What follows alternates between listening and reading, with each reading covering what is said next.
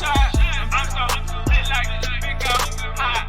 Hold me up another shot. I need a designated driver on the spot. I'm so lit like big I'm so lit like big like so lit like big so lit like big so lit like big so lit like big so lit like big so lit like big. Woo woo woo woo. What kind of drink is that? Hey, bartender, let me get a drink of that. So lit.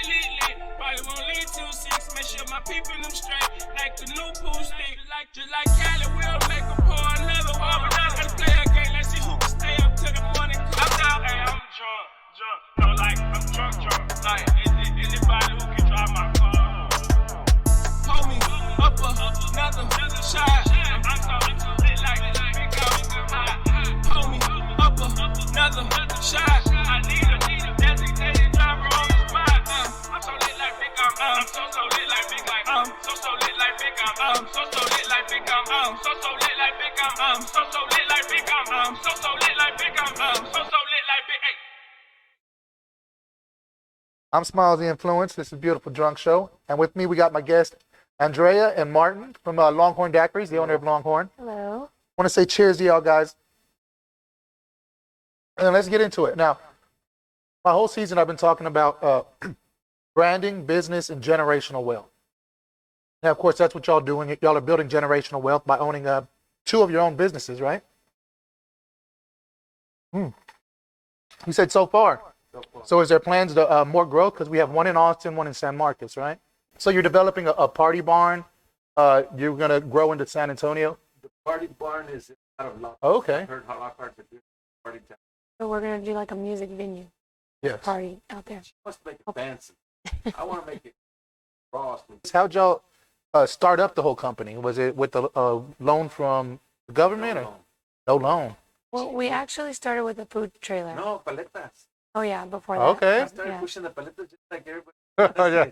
Let's do this. So we're doing it more and more. Oh my God. So we No, we did get a food truck, but we named it Longhorn Kitchen. Okay. Yeah, that's how we started. We've been doing brisket and all that, and all our kids helped us out. But you can't do daiquiris in a food truck. Okay. Is that a rule or? Yes. Okay. Yeah. So we had to find a on the ground brick and mortar. That's when we started in Kyle, and then we said, well, then we'll call it Longhorn Daquiris. So the kids designed the menu at Okay. Longhorn Daquiris. The wings. It used to have like hot Cheetos with cheese, Kool-Aid pickles, because that was all them. Yeah. Yeah. That's delicious. I love that. Yeah. Lights in the parking lot. You got the cleanup crew. You got the So your the electric's trash paid for can. then? Oh my God! No. The lights in the parking lot. Oh shit. And oh my God! And he started saying the cleaning crew, the this crew, the security crew. I said, oh, okay, all right, 5,600. We can handle it, right, Andrea? And we're talking to each other. He goes, yeah, we can do it. So that's who we are right now in Riverside. We met Benny Lozano. He's our manager, and he took us to another level with the entertainment. Is that Big Benny? Yeah. Oh, okay. See, we wanted a place where you can go eat and jam at the same time. And so thus the birth of Longhorn Daquiris, right? Yeah. Signed the paperwork, 5,600. Well, you know at least. Well, did it settle on 5,600? No, it went higher. It went up higher now. And now it's okay now. After the success, it went higher? We're at 69 now. Yeah. Amazing. Well, because y'all need more parking lot now, obviously. Oh, I don't know what. I think the security guards and the cleanup crew got a raise. Cause Something happened. Well, at least you know that the security guards are working for you because I've seen them down there before. yeah, they're all right. It's all right. Well, dang, y'all. But it was a lot of trial and error to get where we are, because this is year 5. It took us a year to fix that place up, Yeah. and the landlord was very patient with us. He worked with us, and we Before you even opened the doors, it took you a year? to yeah. install 10 everything months. to pass inspections with the city. Oh my God, there's so many inspections. We were like, oh my God. We have a lot of knowledge now when it comes to opening up a new place. Well, because, yeah, it sounds like 10 months of having to pay out 5,600 or more than that. And not having a loan. That can kill you real quick. That's 30 grand, Well, 40 grand. the negotiator here Yeah. got us some pre-rent. Okay. Okay, she's a negotiator. I would have paid that rent, but she says no. She went back to him. She says we need some help here, and he goes, well, what do you need? We need some free rent. How much do you want? Yeah. Yeah, it worked out. All I right. would have never thought that they would do that, Yeah. but she knew something. You know what they say? A closed mouth don't get fed, man. I mean, it don't hurt to ask. Yeah. Well, I want to know about this because y'all do own a drinking place. What? By the way, how many different flavors do y'all offer now? Oh, my God. There's a lot. There's endless amounts of flavors, huh? Yeah, because you can make your own up. So I think last time someone tried to count them, it was like at 100 because of all the different combinations. But there's basically like a good 12 bases with another 30 flavors. Yeah. And then tequila, rum, and vodka. From the maker, okay, we get our stuff from Houston. Me and my wife, we like to go there and see the distillery. Yeah. And pay them a visit every now and then. Nice. So we went and I said, I need to talk to this dude. Let's go. So we went over there and I said, hey man, you're only sending us 5 different flavors. What's up with that? I want watermelon. I want sour apple. I want grape. I want fruit punch. I want this. He goes, hey. He goes, I'm just gonna teach you how to make it yourself. I said, what? He says, yeah, here's the recipe. Yeah. So he showed me how to shh. So we make our Nice. own flavors that you won't find anywhere else. Yeah. That's why when you go in there, it's on paper because we take it off so many times that Change it. and change the name. My kids have become what do you call it? Drink Professionals that Yeah, yeah. professionals, Mixologists. mixologists, Yeah. and namers. They have great names for it. We'll walk in and the customer will be like, "Oh, I love the pink panties. It's wonderful." And I'm like, They'll add their names to it, like Rosie, our daughter Rosie. She'll put Rosie Posey on it, and it's a big seller. The Hustle. Oh, what do you call it? "Let's hustle." The Hustle. Yeah. And then we have. Y'all let me know. I'd love to have a beautiful drunk show up in there. Oh yeah. Yeah. It's fun. It's wonderful. Doing all of that, and y'all also deliver, right? And you make it to go. Yes. So that's a big thing now that liquor is now able to be sold and to go. You can get a half gallon, a gallon, or a You know, our delivery here in Austin was dead until COVID. Skyrocketed. When COVID happened, it was like Forrest Gump going through the storm Uh-huh. and being the only one left. Oh, and you get all them strips, yeah. all these restaurants were closing. all these restaurants were closing on their No own. delivery. Yeah. And our delivery phones were answer the phone. I'm already on the phone. Yeah. Yeah. You know, and it just took us to a whole new level. Yeah. And right now we're at a steady pace. So we just need to hire more people. And y'all hold a liquor's license, or is it a wine and beer license? Because I know you with some daiquiris you can get away with wine and beer license. Right. Well, we have that because distillery is making it for us. Because the Long Island is my personal favorite. That that motherfucker's has all three. strong. Yeah. There's the rum and vodka. That's what. Okay, that's why I like it. Yeah, that's a guy drink. Yeah. Yeah, I'll tell a girl get like watermelon with strawberry. We didn't want to be in the strong alcohol business because we wanted to keep our kids there with us. And you know what? The biggest blessing out of all this is that we use that reverse psychology on our kids. We told them, there's the alcohol. Drink it. Yeah. Drink it. But I want to see how you act. I want to see how you behave yourselves. And they're like, shit, no, we're going to sell it. Yeah. We want to sell it. And they don't drink. Yeah. They don't drink. Hell yeah. They smoke, but they don't drink. That's what's up. To each his own. I hear you. Hell yeah. This is all just prop alcohol myself. No. Yeah. No, it's all real alcohol. They don't all smoke, but they smoke. Some. But speaking of drinking, though, I know y'all got some drunk stories. This show's halfway about to come up, and it's halfway about the drunk stories. So give me one story.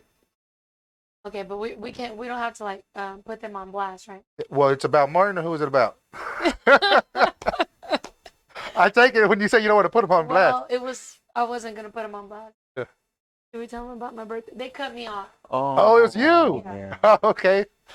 Yeah, because they thought I was gonna dance on the bar, Mm-hmm. but I don't think I was gonna dance on the bar. But I don't know. Yeah. It was a hot day, and those are so cold, and I would just have like one and another. And I don't usually drink, so before you knew it, I was like, whoa.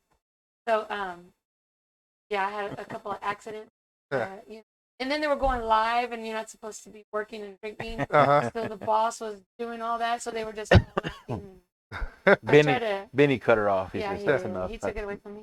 Yeah. Get the, Spilled a get the daiquiri in- CEO away from the counter. I spilled daiquiri in one of our girls' hair by accident. Oh man. Yeah. He says I was gonna get on the bar. I kind of was, but when I sat on it, sat on something. You had that The- better the- judgment. The music was good, man. The music Yeah. was jamming, and I forget which DJ it was. I think it was DJ Abe Lincoln going on. And so And then somehow they got a picture of me outside, a linked up on the post. like, asleep.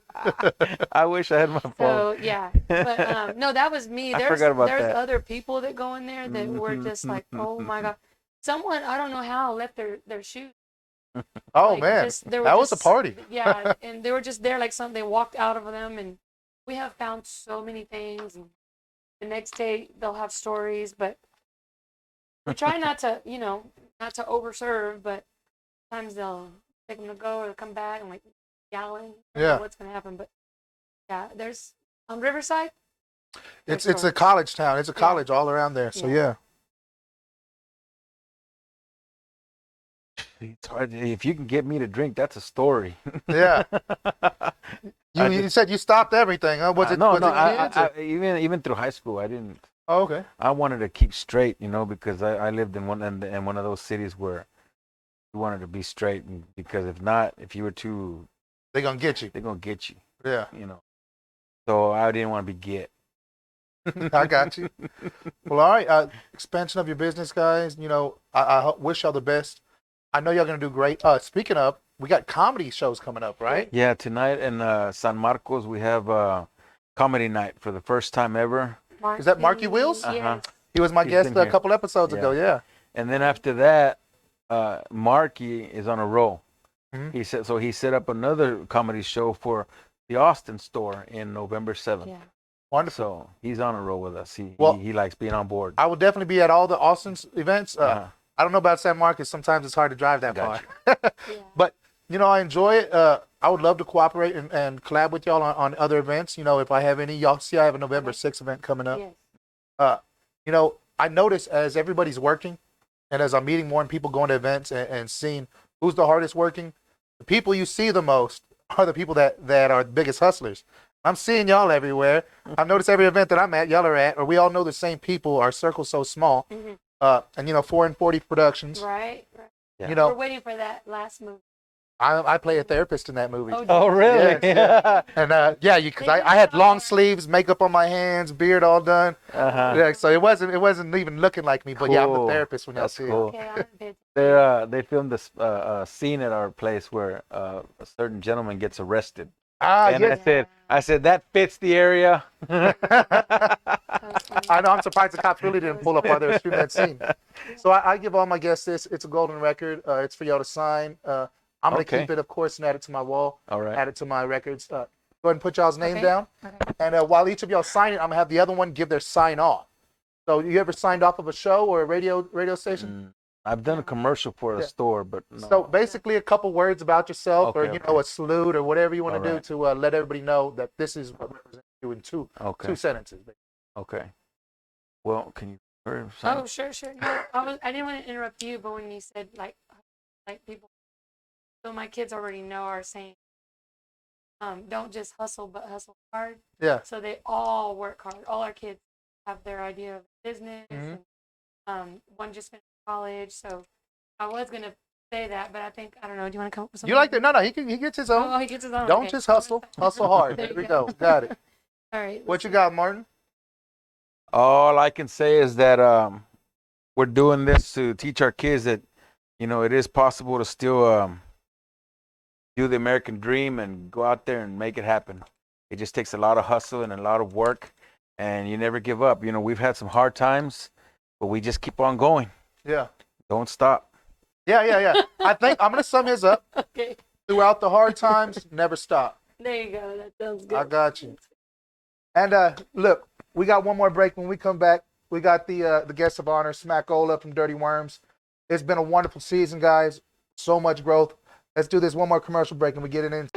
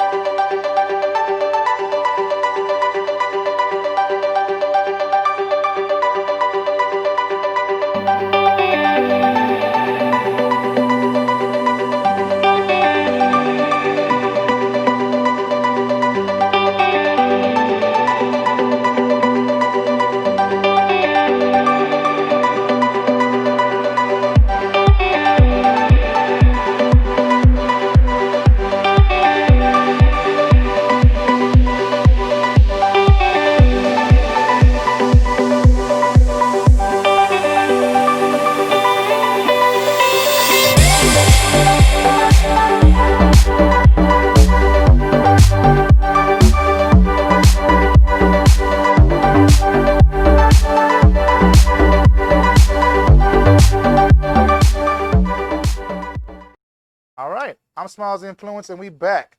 Got my special guest of the night. Like I said, we got Smackola of Dirty Wormz, man. What's up, man? Say what's up to you, man. All right. Thank you for coming out and showing love. Thanks for having me up. That's a cheers to you, man. I'm going to go ahead and let you introduce yourself real quick about where you're from or what you represent. You know, Smackola of Dirty Wormz, the legend of Smacky Stallone. I don't know. There's so many different worldwide, full blown. I say that because I grew up around the world, so that invokes my whole style and everything.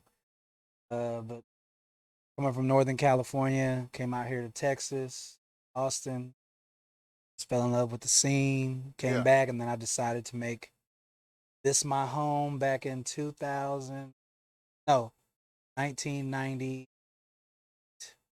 Yes. So you've been in the game for how many years? The rap game. Officially in the rap game since 1999. But I was already putting out music before then. Was that with rock? my group Major Players? No, it was straight hip hop. The Dirty Worm rock stuff didn't come till like 2002. Okay. What was the adaptation for the rock, introducing rock into your music? Because I really do love that style. I'm a Run DMC fan, so grew up on that. You know, had a radio. All they played all day long on the radio was "Eye of the Tiger." You know, stuff like that. Another One Bites the Dust. You know what I mean? Yeah. So just kind of hearing that as a kid. They did and that then, big Aerosmith breakthrough, right? But then also, but then the Walk This Way, but also being influenced by Chuck Berry, James Brown. Yeah. You know what I mean? And just the whole history of rock music being black music. So we kind of looked at it like, man, it'd be cool to really bring that back because you don't really hear that. Yeah. Nobody say that, you know? So. Okay, because I saw you watching a Run DMC video playing, and you're Yesterday. Yes. 35 years, Crush Groove. It was 35 years ago yesterday. And you said this is when That I clip. knew I wanted, that specific clip, not just the movie, that specific clip. That's the reason why you wanted to do all of this. Yeah. When Run was coming to the stage, or when he was walking off stage, Russell told him to go get back on stage, and he came out that run. And the way he just came out, it's about that time for us to say that we're Run DMC. It was just, the whole thing was showmanship, just, it was everything. flawless. Yeah. And the way he went straight into the show, he sold it. Like, you were sold watching that. Like, it didn't matter what they did second or third, you're sold.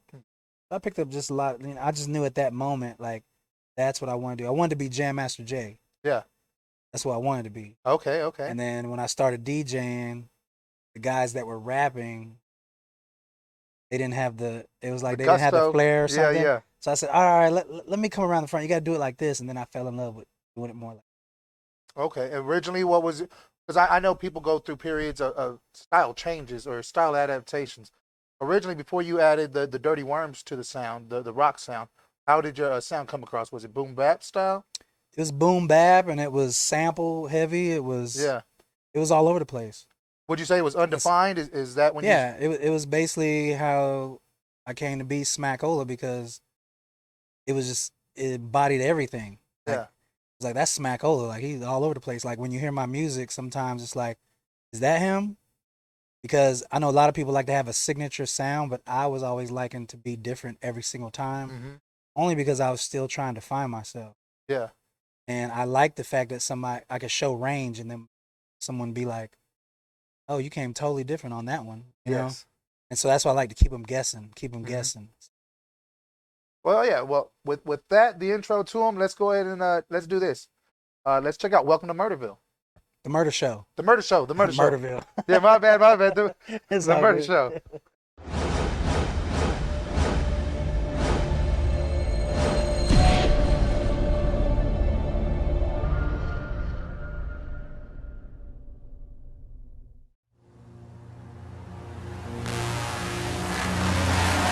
I create visions that I see in my head.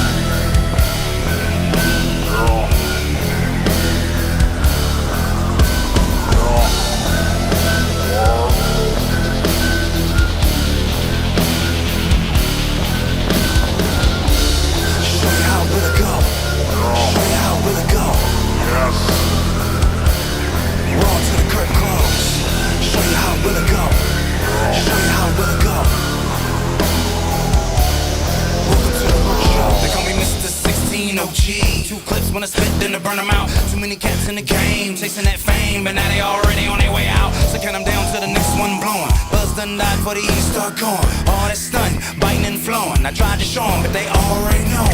Fuck that nigga Smack. Talking all that, but behind my back. The one that see me on stage on the audio track. Dirty Worm, boom, back like boom, back. Ah.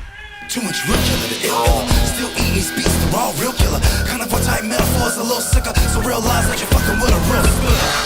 And all I'm saying is I'ma give props where the props is given. And if you wanna talk terms and conditions, what band wanna battle with us? Go get 'em, hit 'em, split 'em, kill 'em at the murder show. Another victim, witness in the episode. So when you hear the sound, you better let 'em know. Don't fuck around, you already know. Show you how it really go. Show you how it really go. Roll to the curtain close. Show you how it really go. Show you how it really go. Welcome to the murder show.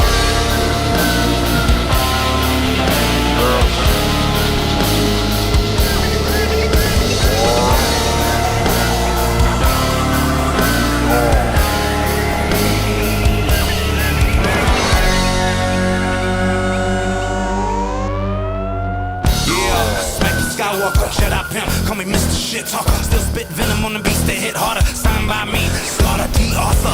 Raw, bass, twisted, frequency overload. I know y'all feel it, been beasting out this game. Still killing it, but cupcake rappers already know they ain't fucking with it. So I face the Draco, brace the halo, the grease AO. Chips in the wrist of electron, 6-6 proton, 6 neutron, 6 ASO. And them lanes done came up, sugarcoating everything, the game done changed up. Hiding the truth with lies, stay breed up, serving DT's greed and made up. Understand I'm for my time of infinite design, space and mind. And I ain't just rapping to go my rhyme. Clearly divine, that's the sign of the murderous rhyme. Just talk that shit, must split your wig. Them dirty worm boys, they shit. Show you how it really go. Show you how it really go. Welcome to the murder show. Show you how it really go. Show you how it really go.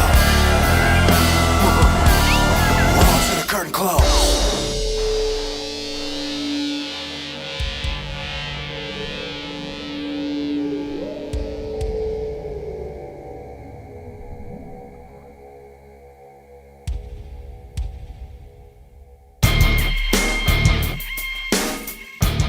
All right.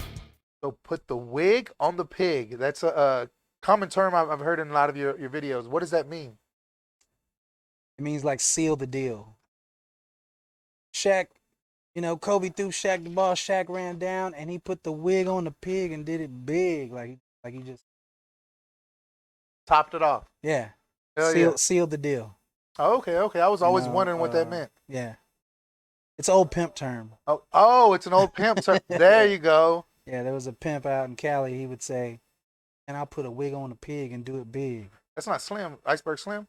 Nah, it was Nah. another pimp. But I mean, that's an old pimp term. Like they would say Oh, that. okay. You know what I mean? Hell yeah. So your fusion of rock and rap, was there a first nuance where you heard it? Like, oh, I see somebody else doing it. I think I got this No, ability? it was the Run DMC thing. So I was a fan of Run DMC. Like I said, from the jump. Yeah. When I seen that, their sound, and I was like, okay, so how do I do that but make it different? Okay, we need a live band element. How'd you go about assembling a live band?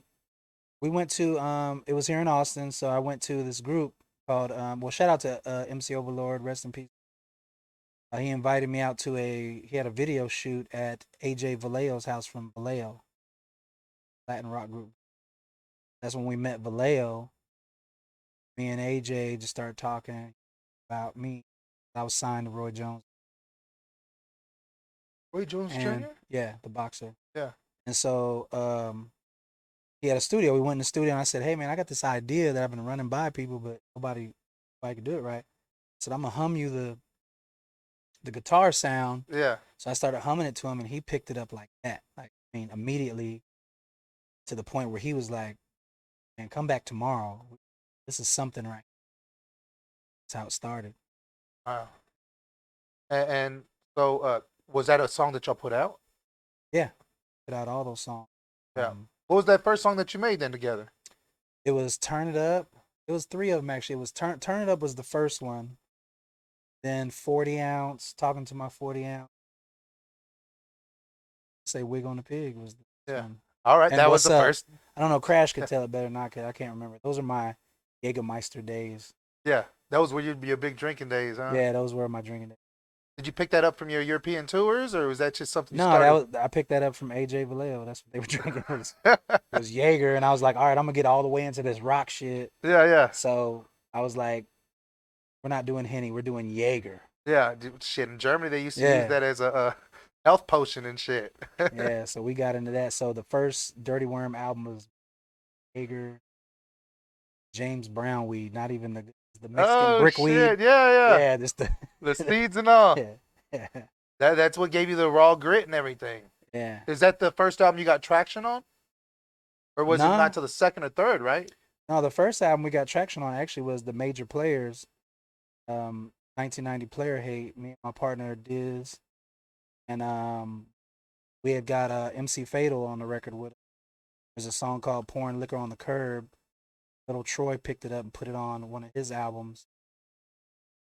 One So of the it's mixtapes kind of like back a in the Cali underground classic. day? Yeah. And so people even today, they're going, man, I didn't know that was you on that record, because I probably sound like I'm. You know what I'm saying? How old were you at that time? I don't remember. I was in my. Again, I was trying to find that sound. So when I would hear everybody else rap, I would do my best to go this way. You know what I mean? Like, Yeah. I see what you're doing. I ain't trying to do it. Let me do my no, own I was thing. just trying to. I would just do something else to stand out, because I understood like having that contrast. So If you're different from everybody else, you don't got any competition. well, you stand out too. Like, who's Yeah. that? I don't like that. Whatever. But Mhm. you stand out. Yeah. So when you first started, did you? Because now I see you do some. I guess I would call it some kind of singing, right? Is that what you'd say? Like the way you do your rock and roll kind of. I mean, I've always done that. Yeah. People just didn't know it was me doing it. Yeah, I definitely didn't again, notice that's it that's the until I saw the Smackola video. thing. It's like Yeah. he's doing all those voices and all the sounds. Mm-hmm. Smackola, like it's just all of that rap. Yeah. So Because it that's- reminded me kind of a like, am I right with the Creed? Is that what I'm thinking of? I heard that one, but yeah, I know what you mean. It's though. that rough rap. I like it. It's something that I really tuned Yeah. into. Another song that I really liked for years that I thought was way different, which is a vibe I think is coming back or coming in, because I know they did it maybe in early 2000s or late 90s. There was that Latin vibe that hit hip hop all of a sudden. Remember? And you have a Latin vibe song that I'm really really fucking with. Hasta que muera. Yes, I can't say Yeah. it properly either, but you know. Yeah, every Hasta Cinco de que muera, Mayo yeah. out here, that goes hard out here, man. It does, man. I'll be hearing people play it. Nobody knows that's my record. Yeah, that's Except for the fucking people that know. You know what I mean? dope. Yeah. They was like, man, what's that fucking Latin record with the Slipknot? you speak on it?" Spanish? No. No, I don't. you practice those words I though. know, I 'cause know you a had little couple bit. Lines, Well, I mean, yeah. I know a little bit, but I wouldn't say I'm super Fluent, fluent. yeah. I'm not. But it was just something I wanted to do. My idea of mixing the different sounds I have was so that I could walk into any situation. So let's say I was at a quinceañera and there was a band. Hey, can y'all play on the 4-1? Yeah, okay, play this. Hey, play. Yeah. And I could walk in there. Same thing when I did Dreams and Memory. Yes. My whole idea when I was walking down 6th Street was that piano bar. Kept thinking to myself, man, I need to write a song where if I just went in there and chilled one day, I could get up there and just do something. That's how I kind of approached it all. Nice diversity, man. Yeah. R&B, we have the R&B rock, we got classic That's the piano one I with didn't come rock. across. I didn't come across anything R&B whenever I was listening to your music. Yeah, you got to But- check out Still Trying to Find My Way featuring Pharrell Shaheed. Okay. Yeah, it's like R&B rock. It's I'm dope. definitely a heavy metal guy though, because I You'll like it. found a lot of that shit too. You'll yeah. like it. Yeah. Well, can we check out that Hasta que muera? Yeah. God damn it, I said it right.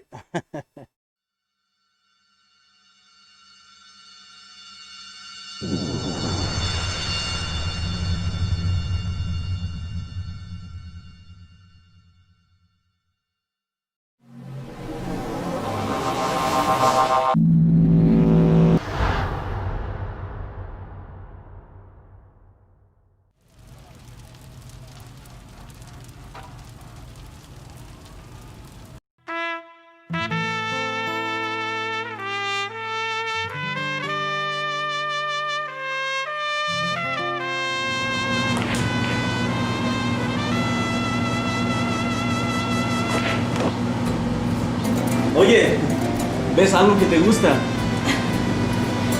Lo único que veo es ganarte en este juego.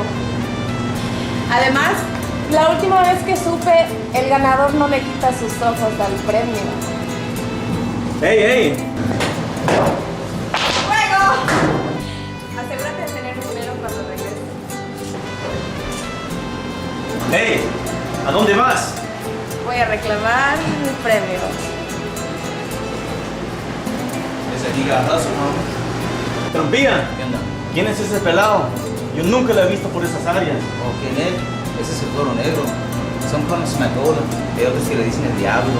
Es de los Estados Unidos. Uno de los mejores artistas. Un rapero. They say that he fell in love with a beautiful girl. Quería casarse con ella. But she broke his heart. It's been said that even his father turned his back on el diablo. He couldn't accept the fact that his son was half black and half Mexican. Y el diablo ya no se pudo. He broke down and walked off stage, never to be seen or heard from again. They say that when he returned to the music, he do with a vengeance for all those who didn't believe. Sea lo que sea, él no es nadie. Pues cree lo que si quieres. Pero parece que a ella le gusta Smackola. She wants Smackola to do some smacking.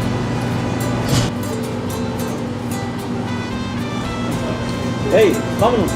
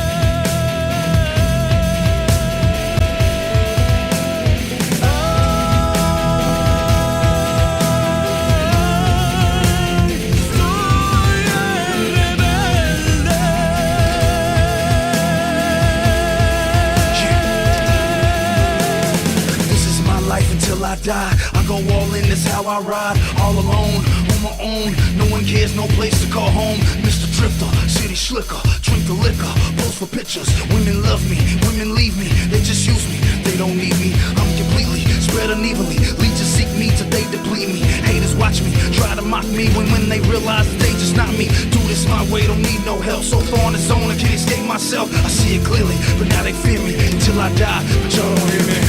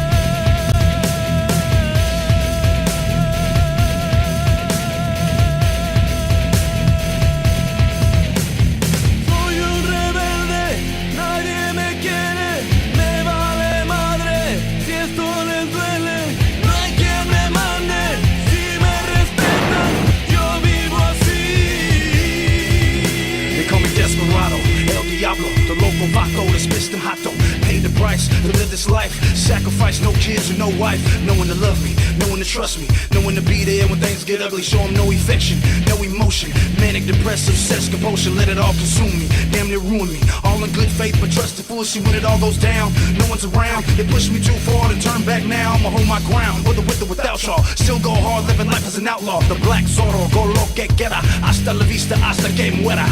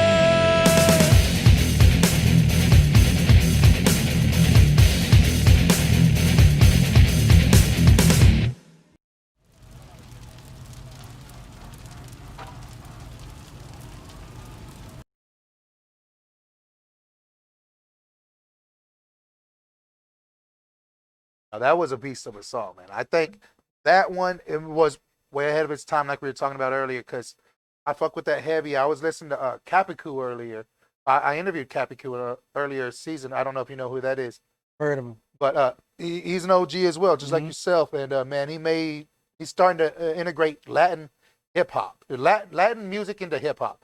That's what I think of this is, you know? Yeah. Fucking great music. It's a great way to do it because it gets them hips moving, it gets the women dancing as well as fucking heads banging, you know? It's hard, man. Hard ass track. Yeah. Shout out to my man Willie Alvarado, man. Saying that's not a sample. Yeah. Like a real. Shout out to the Hano band. What was one of the most memorable? Wait. You know what I'm In the beginning. You ever seen that? Memorable. There you go. I was having trouble there. The most memorable moment that you've had performing on a stage or in a video with somebody. Was there like a highlight memorable moment? I had so many, man.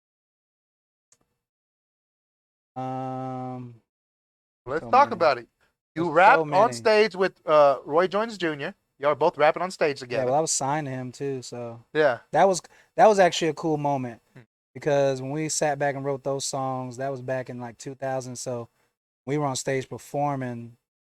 That was what 2014. Yeah, and it was cool because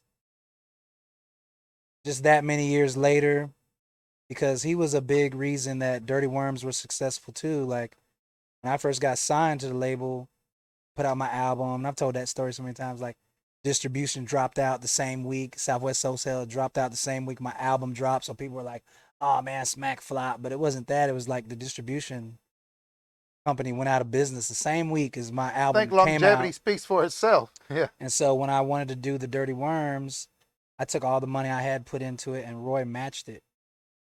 Like, I thought you were gonna get a car. I'm like, no. Check shows up next day. He was matching it, so I was able to go in the studio and start that. That's why on that first Dirty Worm album, you see it says executive produced by. So just to come back years later, and we're in Spinners. Yes, and for him, and I told him, I said, hey man, I'm doing this thing, Like, well, I'm gonna be in San Antonio. I said, well, do it. And he was like, just that week prior, we were kicking it on Redondo Beach with my homegirl Sarabian. So we shot Shattered Stone, that music video, The Shattered Stone, where he's in it. And it was just cool, man. It was just like friends kicking it, and I don't know, it's just that's a good moment. And that one when I hear the Shattered Stone, that's halfway country to me. Like, it sounds good though. I mean, I call that my Bon Jovi. Your Bon Jovi. It's my Bon Jovi song or something. I don't know. It's very arena-ish. Yeah. It's one of those arena songs. Oh, I can feel it. Like, you know what I mean? That's something you would sing in an arena. It's all big. Yeah. But I would have to say another memorable moment was Korn calling us to open up. That was pretty cool. Nice. Like personally calling us to like, we want you to open up. Yeah, Tech did the same Strange thing. Music himself, Tech 9, yeah. Another moment was when we were doing a South by Southwest and Keith Murray and EPMD were standing side stage and watched our whole show. And then I think 2 songs into it, Keith Murray just walked out on stage and just gave us all dap. I was like, God damn. Yeah, that was dope. We had a lot of those, man. Yeah. Like a lot of. I really enjoyed when I saw that Tech 9 sat there and saluted you for the fact that you provided him with everything he needed. When he got to Austin, he said, if you need something, this is the man to go to in Austin, Texas. He gave me everything I needed. I said, I need all this, I need this, I need this, and you gave it to him all. Yeah, the face painter, the luxury, the niceness, you know what I mean? Yeah, I mean, those are our people, man. We've been down a long time. Shout Strange, Tech 9, Calico. Yeah. It was just cool to, even when we started kicking it with Tech, like, for him to even be a fan of the music. That was weird. You know what I mean? Because we were a fan of his. And there ain't nothing wrong with that. No, but I'm just saying, like, when you're kind of in that moment, you're like, oh, you know about this? Yeah, I know about this. I know. We're like, damn. And at the time, we knew, but we didn't know. Like, you know, he was kind of checking for us as like a prospect to be in his supergroup Kibosh. Yeah. And so when he came at me with it, I was like, oh, shit, okay. Because, you know, he could have picked anybody to be in that group. You know what I mean? So it was kind of like, oh, wow, okay. But Kibosh never came to fruition. It never came to fruition. Developed. We did a couple songs. It just didn't, I don't know, it was on their end. It was on Strange's end. You know, regular companies change directions. I don't know. I don't really know what it is. Money gets entanglements. Yeah, I think for them, they just go, I think for Travis, because he's a smart business guy, he just probably sticks to what's thing, because I know for them, it might be a little risk changing up gears like that. I don't know. You know, I don't know. But he could totally do it. I mean, he's done a couple songs like that. He's got some great songs like Corey Taylor, dude from System of a Down. So they got a lot of. Yeah. So yeah, man.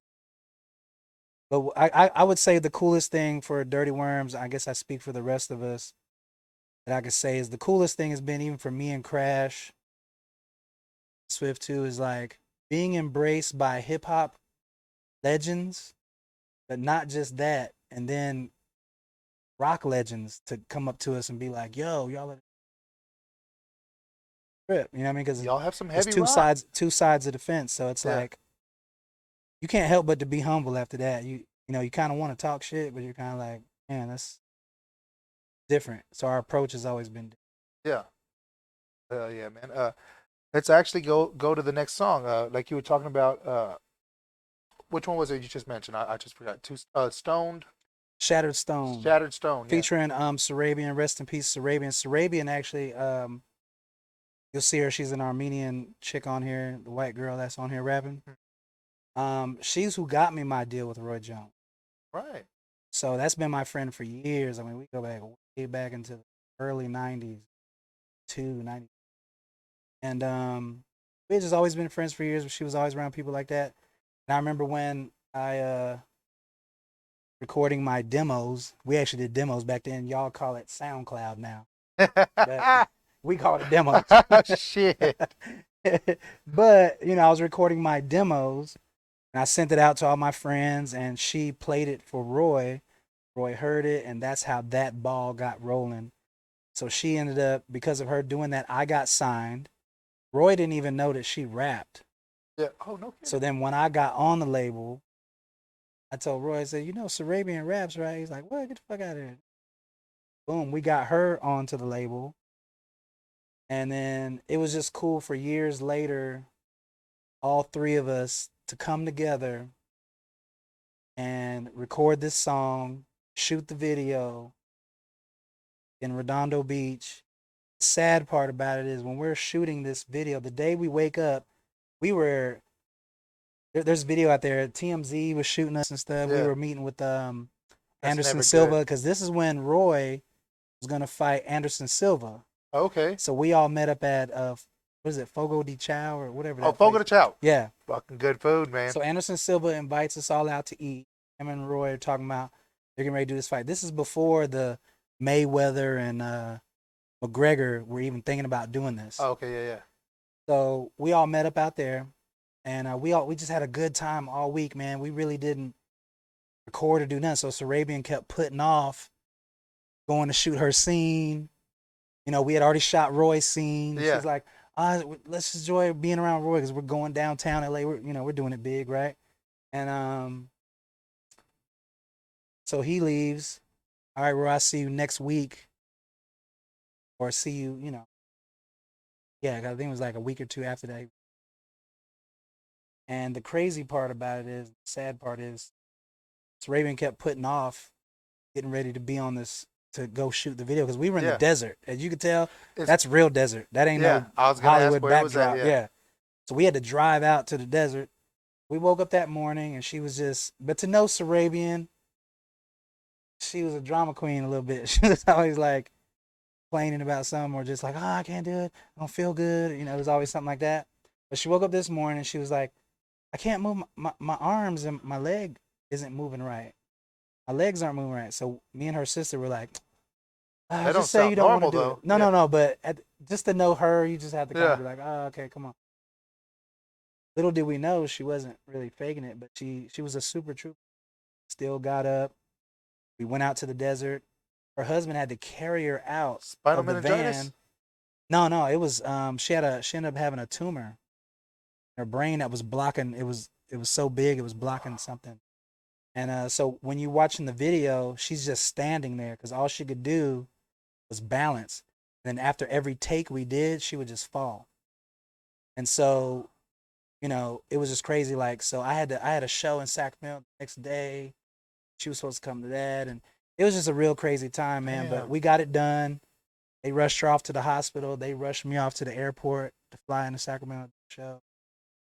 That's when she told us, and then we held on for a good year or two, and she passed. But it was just so good to finally do that song, and all three of us to be together, like that. And we just had such a good time, man. Just friends. It'll be a just memory you kicking always it. keep, yeah. And it was just weird because one of our friends is like one of the greatest boxers. You know what I'm saying? So it was really cool though, man. We just had fun, man. We sat around watching kung fu movies. It's different. That sounds like a wonderful time, man. Yeah, Speaking man. of great fights, isn't he due to fight? Mike Tyson. Yeah. Yeah. So I mean, obviously, he's always wanted that, man. He's always wanted that. you obviously. Oh, all right. So now, I mean, you've obviously been paying attention to this. Now, is it true that he may have said that he afraid of this fight? No. Because you see all the publicity that says that. Yeah, that's not what was said. That's how they're spinning it, but no, that's not what was said. So you obviously think he's gonna win? He was saying it in a way of like, if anything, I'm the crazy one that should be worried about fighting Mike Tyson, yeah. Because you don't know what Mike Tyson you're gonna Don't want fight. to lose an ear. Yeah, you don't know what's gonna happen, because Mike Tyson comes with a lot of controversy. Like, you don't know what mood he's gonna be in that. Well, he's gone a little more PG-13. He has his own cartoon, so he's all right. He does, but he's coming back to where he said he was trying to get away from. So, dude, those punches look crazy when I saw his training, though. They look all right. I mean, I've seen Mike Tyson in person. Yeah. And not taking nothing away from him, but I've been in front of both of them at the same time, and like, got your boy Roy Jones? Yeah, of course. All right. Of course. Like, they've been saying somebody was gonna beat him for so long, all the way up until he fought Ruiz. I've seen it all, but I've also seen it where he dropped all that muscle weight, and so when he lost to Antonio Tarver after that, I knew all the ends. I knew all the things that were kind of going on to where it was like, they were just willing to take that chance. I mean, you got to think about it, man. That's millions of dollars. Like, you could go out on 6th Street right now and get your ass whooped for free. So, yeah, you just got to imagine, like, getting paid $20-something million to fight, doing something that you train doing all the like. I don't know. It's, to me, I'm just like, that's worth a risk. Yeah. You know what I'm saying? Hey, you know what? They both still got fight into them. I hate everybody categorizing people as old or retired or this. I think it's you're great. only that when you say you are. And I'll say this about him too, for all the people that always like to talk to me about telling them, man, tell Roy to stop. I would never tell no one to stop their dream. Never, because I know he's been wanting this fight. This is a fight he's wanted back when he was in his prime. The thing about Roy for me is what inspired me the most about him. Of course, I was a fan before he signed me, so there was that element. But looking back at all of it, the biggest thing about it really is seeing him lose, seeing him get back up and be right back in the gym. I mean, we'd be back on the private jet. We're landing. We're thinking about going to sleep. He's going to the gym. And I would just be like, wow, that's a dedication. Like you can't really. Yeah. So there's no way I could ever. When people say that to me, I'm just like, man, you have no idea what it takes for him to continue. I've never heard him say, I'm giving up, I'm retiring. I'm never, the whole time. I don't think the fighting you ever stopped. And we've done it big. We've been on every penthouse, top floor hotel around everywhere. Ooh, I saw y'all up in Nevada. What's it called? Chilling and everything in Las Vegas. Probably Caesar's Palace. Yeah, that's what it looked like. It was a $45,000 a night place. Like you got to imagine. I was still like a fly on the wall. This is like my homie too. Nah, you were pretty big by then. No, but I'm just saying, like, I'm being around him. You got to imagine you're still the watching meetings. the bigger people than you. You got to imagine the meetings I was at. I mean, I've been around them all. From the only two people I never met was Michael Jackson, Prince, and I named my son that. Another big one I can't. Those are the only three. Everyone else we've had dinner with, we've been. That's what's up. You know, I've seen Trump. I've seen Don King. I've seen. You were at the press conference with Don King. Yeah, I've been right there. Yeah, you were. You can go back and look at all that footage. Away from him. Standing right there. Yeah. So let's go into. My bad. Let's go to this next song real quick, man. Yeah, Shattered Stone.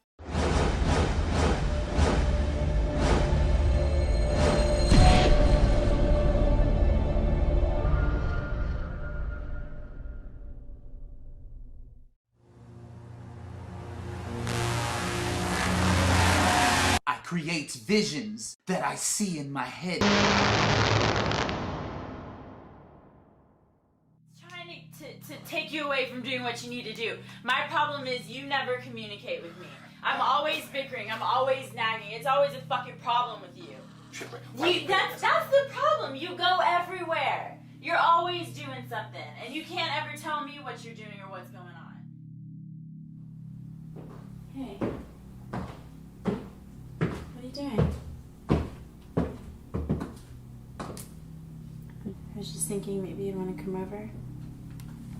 Just have a glass of wine. I just want to talk.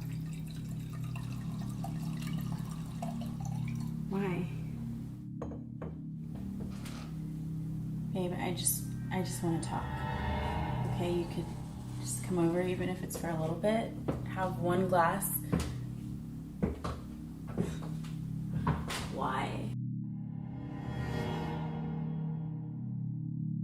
It's that hard for you? You can't come over and sit face to face and just talk with me? You're serious? Not even just for a little bit. Just to talk? Come on, I just want to talk. Okay, you could come over. Give me 30 minutes. Why? It's that hard for you? You can't sit in my face and just talk to me for 30 minutes. I'm not trying to make you do anything. I just need to talk to you. I just need to see you. We're not getting along, okay? We're not getting along. Because of you. I'm not trying to argue with you. I just want to talk. And you're making this difficult. So you're leaving. I gotta go. I just don't understand why you can't. I just don't understand. Hey babe, this is what I'm doing. Hey, easy for you. You have to tell women where they are. Because you're in a relationship. Okay.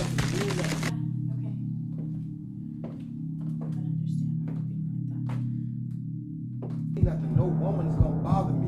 If anybody do this, so I'm bothering you. No, not you. I'm saying if I'm out and I'm bothered. You're serious, aren't you? Please don't cry. I don't want to, but I have to. What do you mean you don't want to? Then don't do it then.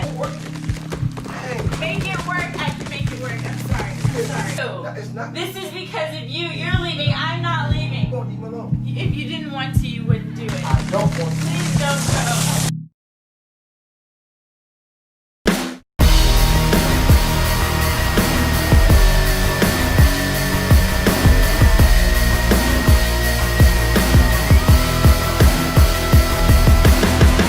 I didn't mean to walk away and leave you in this pain. I turn a warm heart so cold and a pretty face to a shed stone. I didn't mean to walk away and leave you in this pain. I turn a warm heart so cold and a pretty face to a shattered stone. Seasons change, people change for no reason. Love is pain, first is gained and then you leave them. The false hopes of all times now reveal. Old wounds will bloom what once was healed.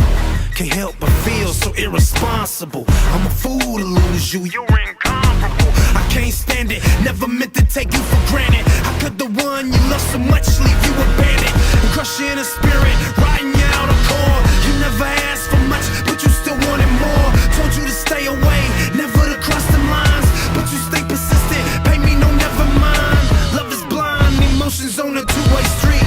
Cause of me, you sit and cry yourself to sleep. Breakups are never easy, they drive me crazy. I never meant to hurt you, sorry baby. I didn't mean to walk away and leave you in this pain. I turn a warm heart so cold and a pretty face to a shattered stone. I didn't mean to walk away and leave you in this pain. I turn a warm heart so cold and a pretty face to a shattered stone. I first fell in love when I seen your face. You the one that I never could replace. So fine, so sweet, but you made me weak. So many memories, which one to keep? They slowly fading, faster and faster. This love train is a total disaster. I can't explain the pain that I'm going through. These are my real feelings, and now they showing through. So many times I told you to set me free.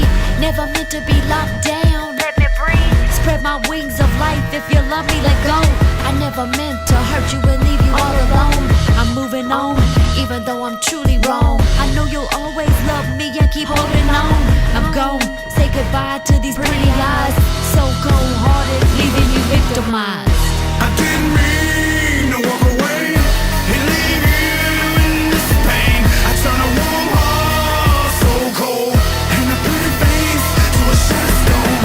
I didn't mean to walk away and leave you in this pain. I turn a warm heart so cold and a pretty face to a shattered stone.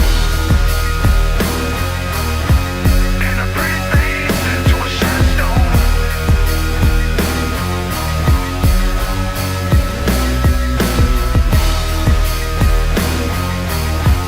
And a pretty face to a shattered stone.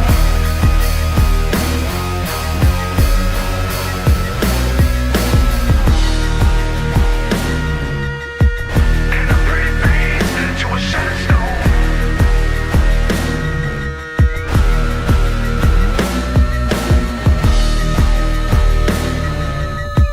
And a pretty face to a shattered stone.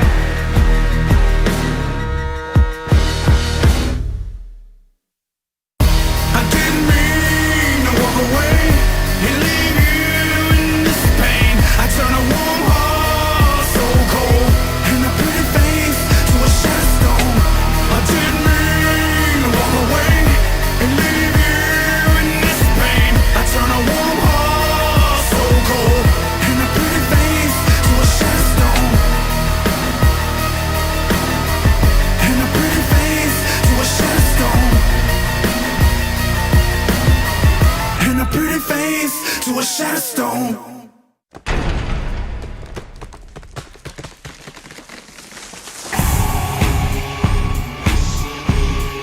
Ghost of Ben Laden. I have returned. Ooh, man.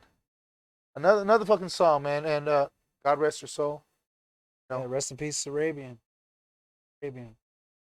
It was some great music, man. And is this one of her last songs that she was able to do? That was the last song. God rest her soul. She did her best, Yeah. and it was amazing. You know, Yeah. She actually she went to a coma. She didn't get a chance to see the video. She woke up out the coma, saw the video. She was in a coma for I think like weeks. yeah. Woke up, seen it. She called me. The video beautiful. Can't wait to do another one. Fortunately, that. Yeah. But yeah, Hell yeah, man. it was just Throughout, cool to see it come full circle like that. yeah. It was- Throughout your time period, throughout everything you've done, man, I'm sure you've taken your losses, your ups and downs. oh yeah. What are some of your greatest losses that you've had? My greatest. Yeah, like the stuff you've been triumphant over, like because I mean we all go through negatives in our life, and it's something I like to highlight is that just because you're going through a negative doesn't mean you can't come out of it. You I mean, music wise, like music. wise, life wise, just struggles in general, man. Of course, losing my mom was a big one because she was my manager at the time. Passed, and we really had merchandise and everything. So tough. Everything was touring overseas. I was it's all kind of. That was a Was pretty that big Mama loss. Worm? Yeah, Mama Worm. Also, also Because my mama smiles always supports me too. You know, good. I love that. I when told you that. I yeah. said, hey, you're gonna win. You Yeah. got her in your corner, man. More than halfway there. You know what I Mhm. mean? I would say other losses are more like lose a lot of friends in this. Phony friends, Yeah, but or do I'll you even some say real I'll friends? even say this looking back at it. This is just being really devil's advocate, modest. Like,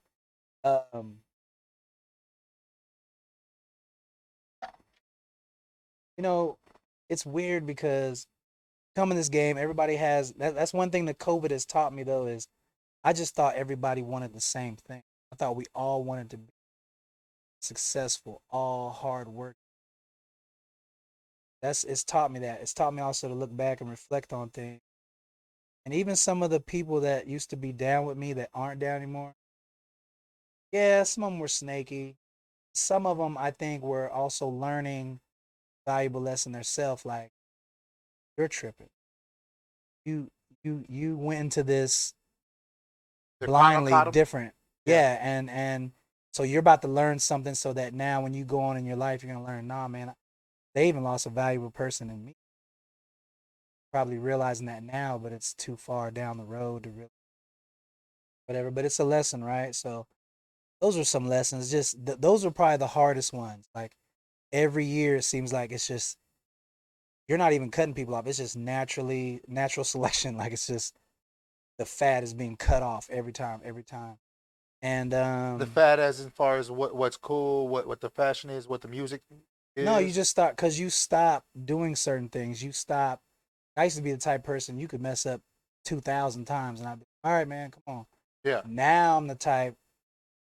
You probably got 1, 2, maybe. Hell, you ain't even got that really, depending on what it is. Yeah. But I'm also the type of person, if you were able to apologize or you were able to right your wrong, within a good, timely manner, I'll be like, okay, I can understand you. Yeah.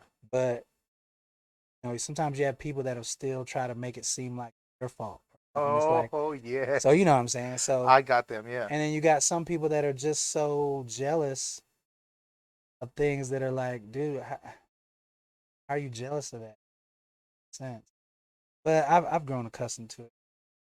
How many times do you get challenged a week or a day or a month or a year?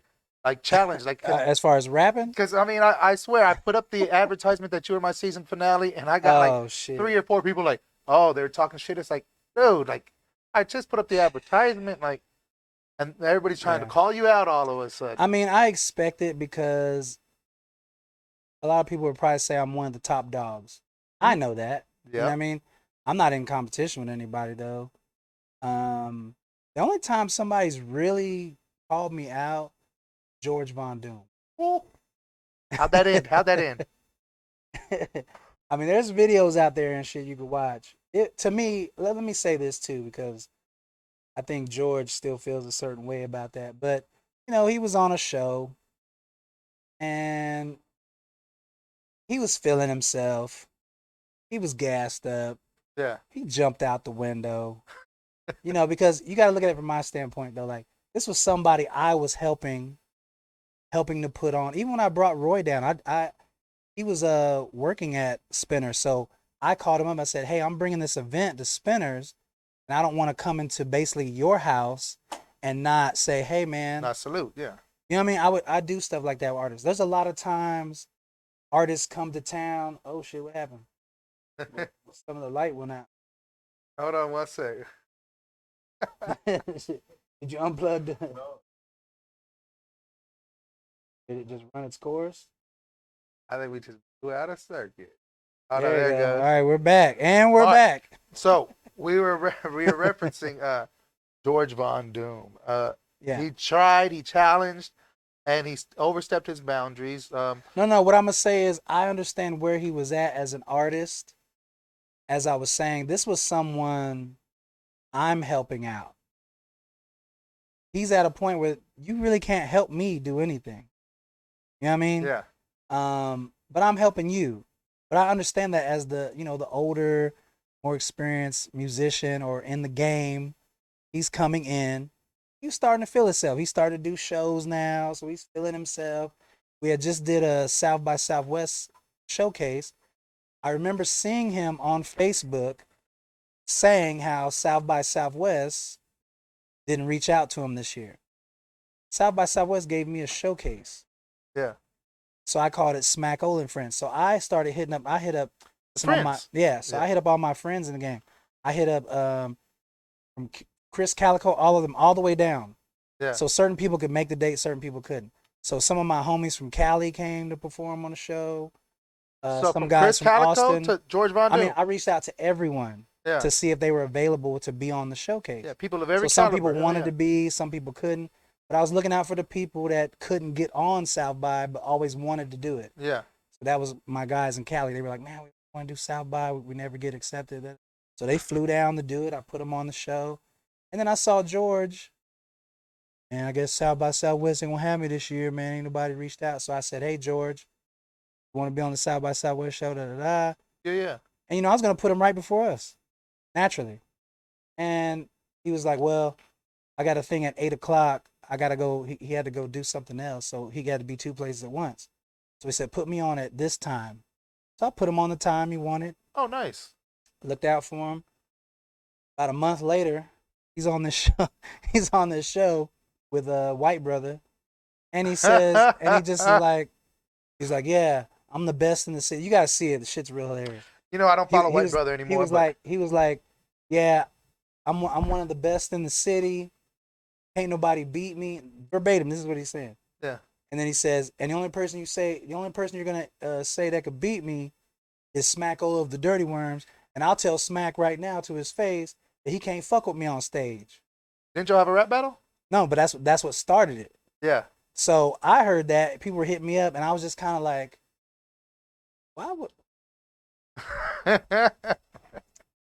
Even if you felt that way, why would? So I had to look at it like You're with looking my at it, homies. you're trying to explain it to I had to put yourself myself right in here. a position.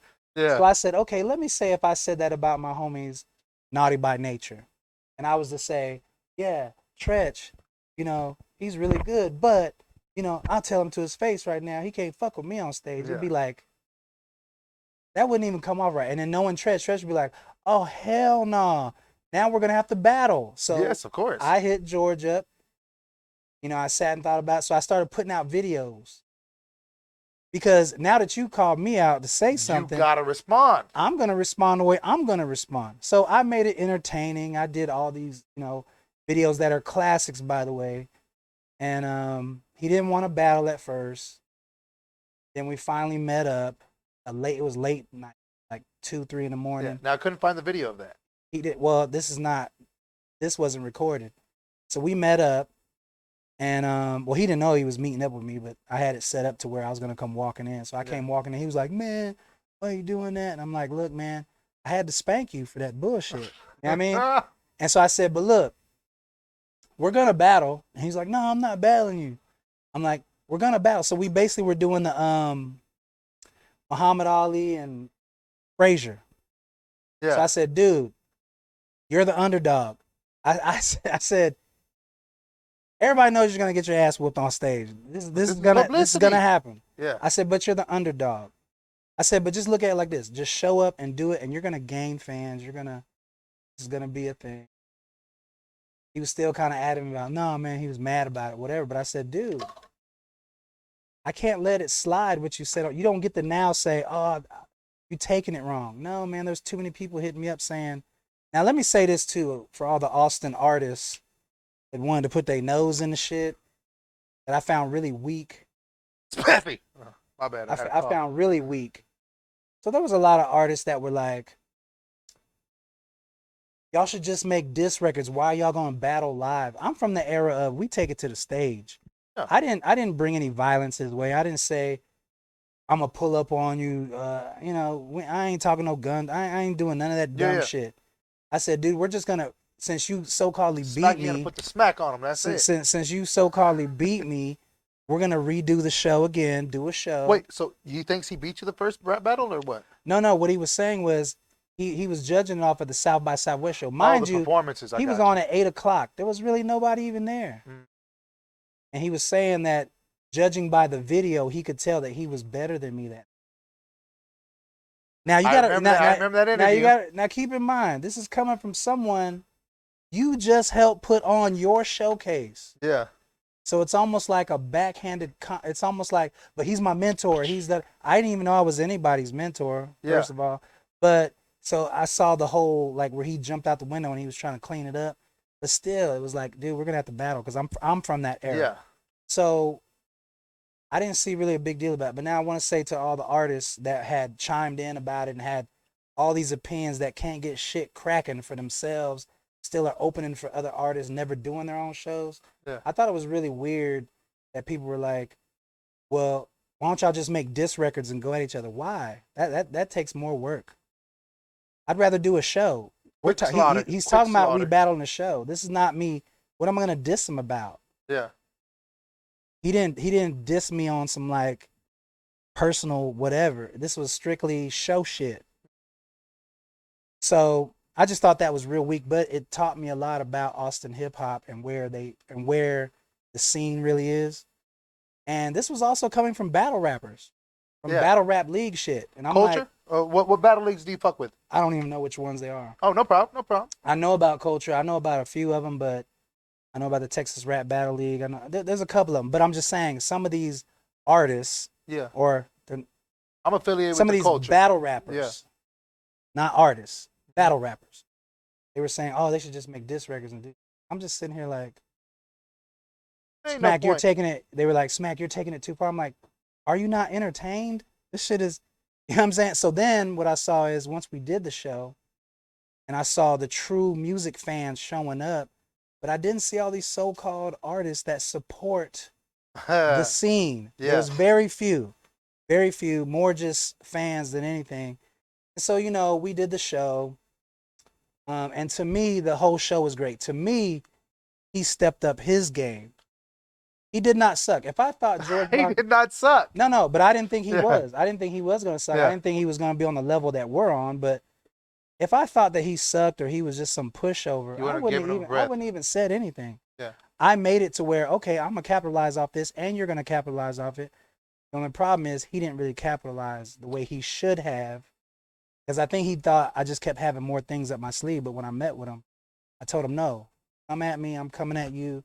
We're going to do this. Then afterwards, it was like, nobody even asked who won. Yeah. No, I take that back. We were standing by the merch booth after the show. I brought him by our merch booth too. And I stood there in solidarity with him. Yeah. Showing people like there's no... It's all friendship at the end. And somebody said, so who won?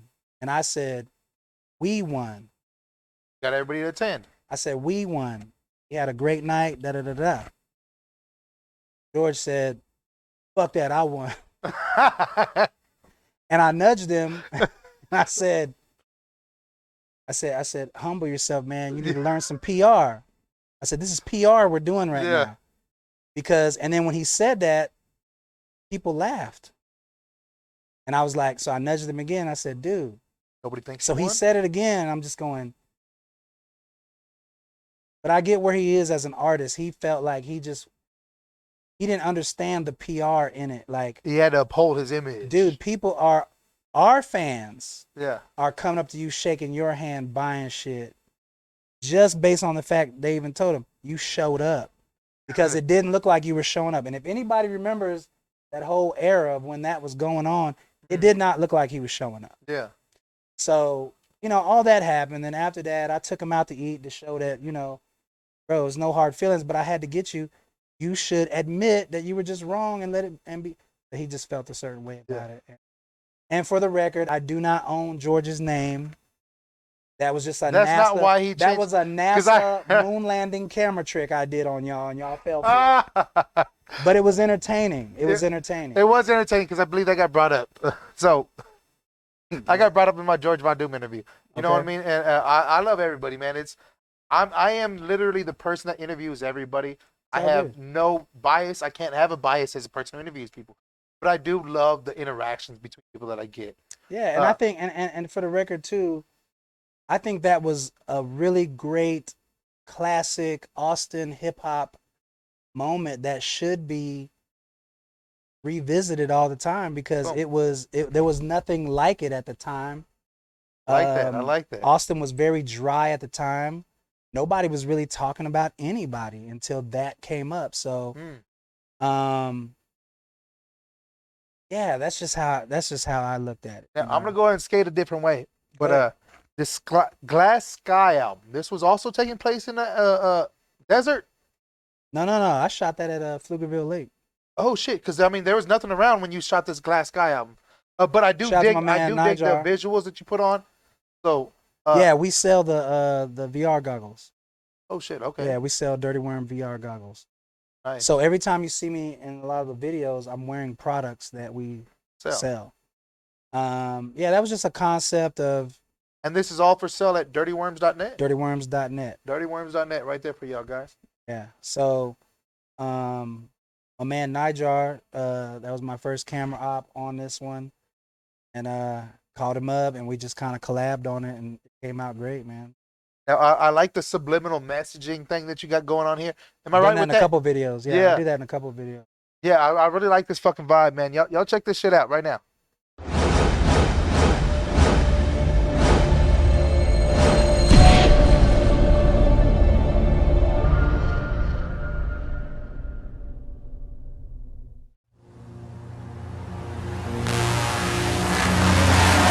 I create visions that I see in my head.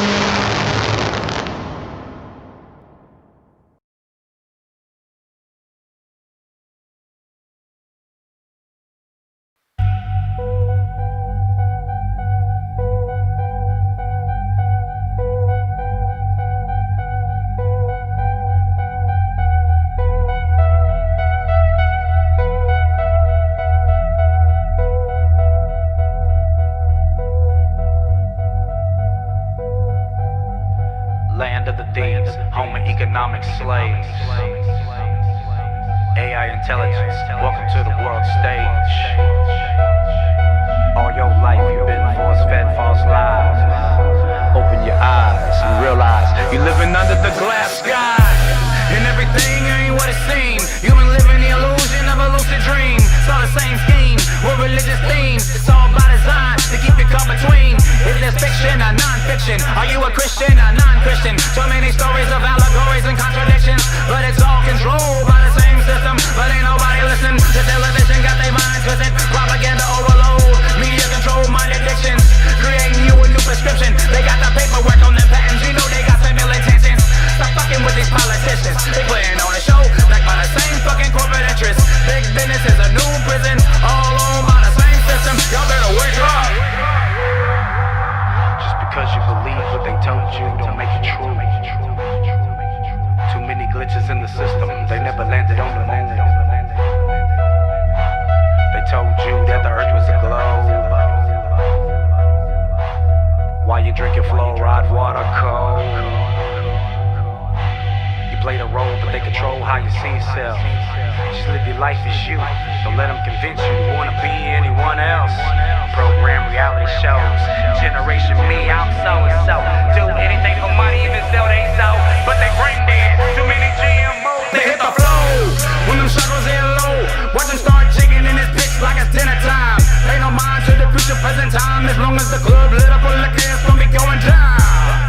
guess y'all don't see it. They stole the culture and then they thick of a ticket cheer.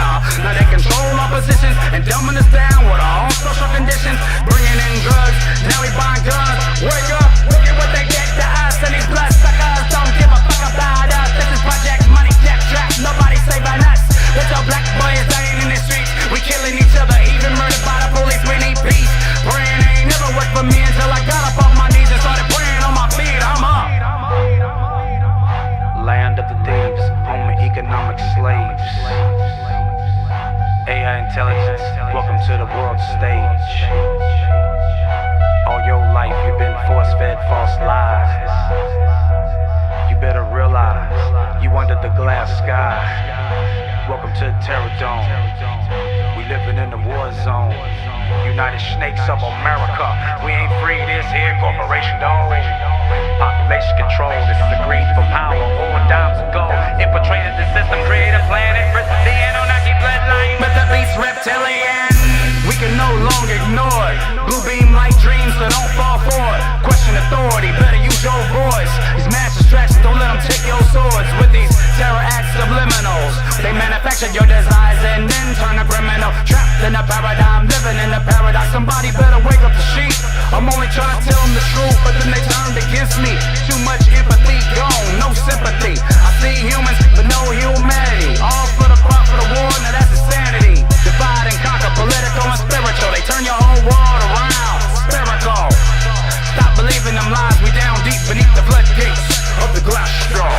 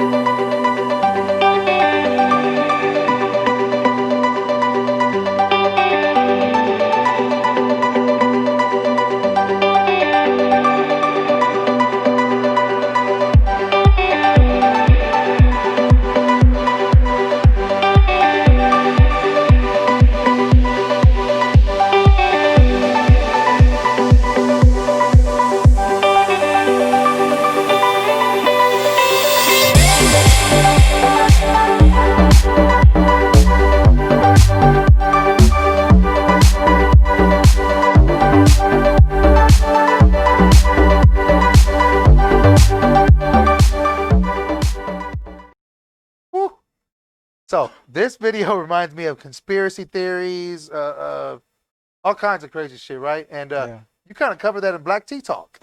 Yeah, that's one of our sub brands. Yeah.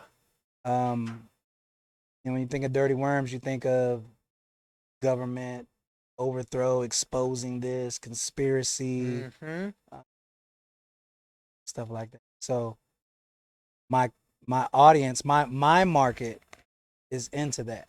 Yeah. So, but I'm into it. So I talk about it all the time. So Black Tea Talk, how long ago did that start? Black Tea Talk started during the pandemic. Okay. So originally, yeah, I think it was about that time. Originally it was WOTP Radio. Originally, actually, it was Smacky the Clown Show. It was Smacky the Clown Show was my first podcast. Okay. Then WOTP Radio I started during pandemic. And you did that one with well, it was supposed to be with the rest of the guys in my band, but they could never make it over to do it with me. Yeah. So then the Black Tea Talk just kind of naturally happened on its own because I wanted to do like a daytime podcast because I didn't see anybody doing that. I didn't see a live daytime call-in deal. So that's with the WTMP, is that right? WOTP. WLTP, you did only one episode I saw with Dirty Brigante, right? No. I've done more episodes than that. That was just the one I did with him. Oh, okay. Yeah. And so from there, you switched to Black Tea Talk. And that's you now. That's the conspiracy theories and everything. It's everything. We talk about everything from conspiracy theories to everything in between. Yeah. So I guess one big thing I got to ask, because we're both mixed people, mixed individuals. You're half Hispanic or half Mexican, half and half black. Mexican. Yeah. Yeah, I'm half Hispanic and half. No, those are all wrong. I'm a quarter Hispanic, quarter Indian, quarter German, and quarter black. So I'm all that. We're all mixed. You know what I mean? When you're reaching out to fellow brothers or whatever you want to discuss them as, the black brown pride. You know what I mean? Mm-hmm. It's crazy because so many times we have hate within our people. Like the black don't decide to deal with the brown pride, or the brown pride don't decide. I get it all the time. Yeah, I get it all the time. Like, so if me and you are the only individuals of color in a party, and you approach me, are we supposed to say hello to each other and appreciate each other? we should. We should, right? That's what I believe too. I mean, but I'm from that era. Yeah.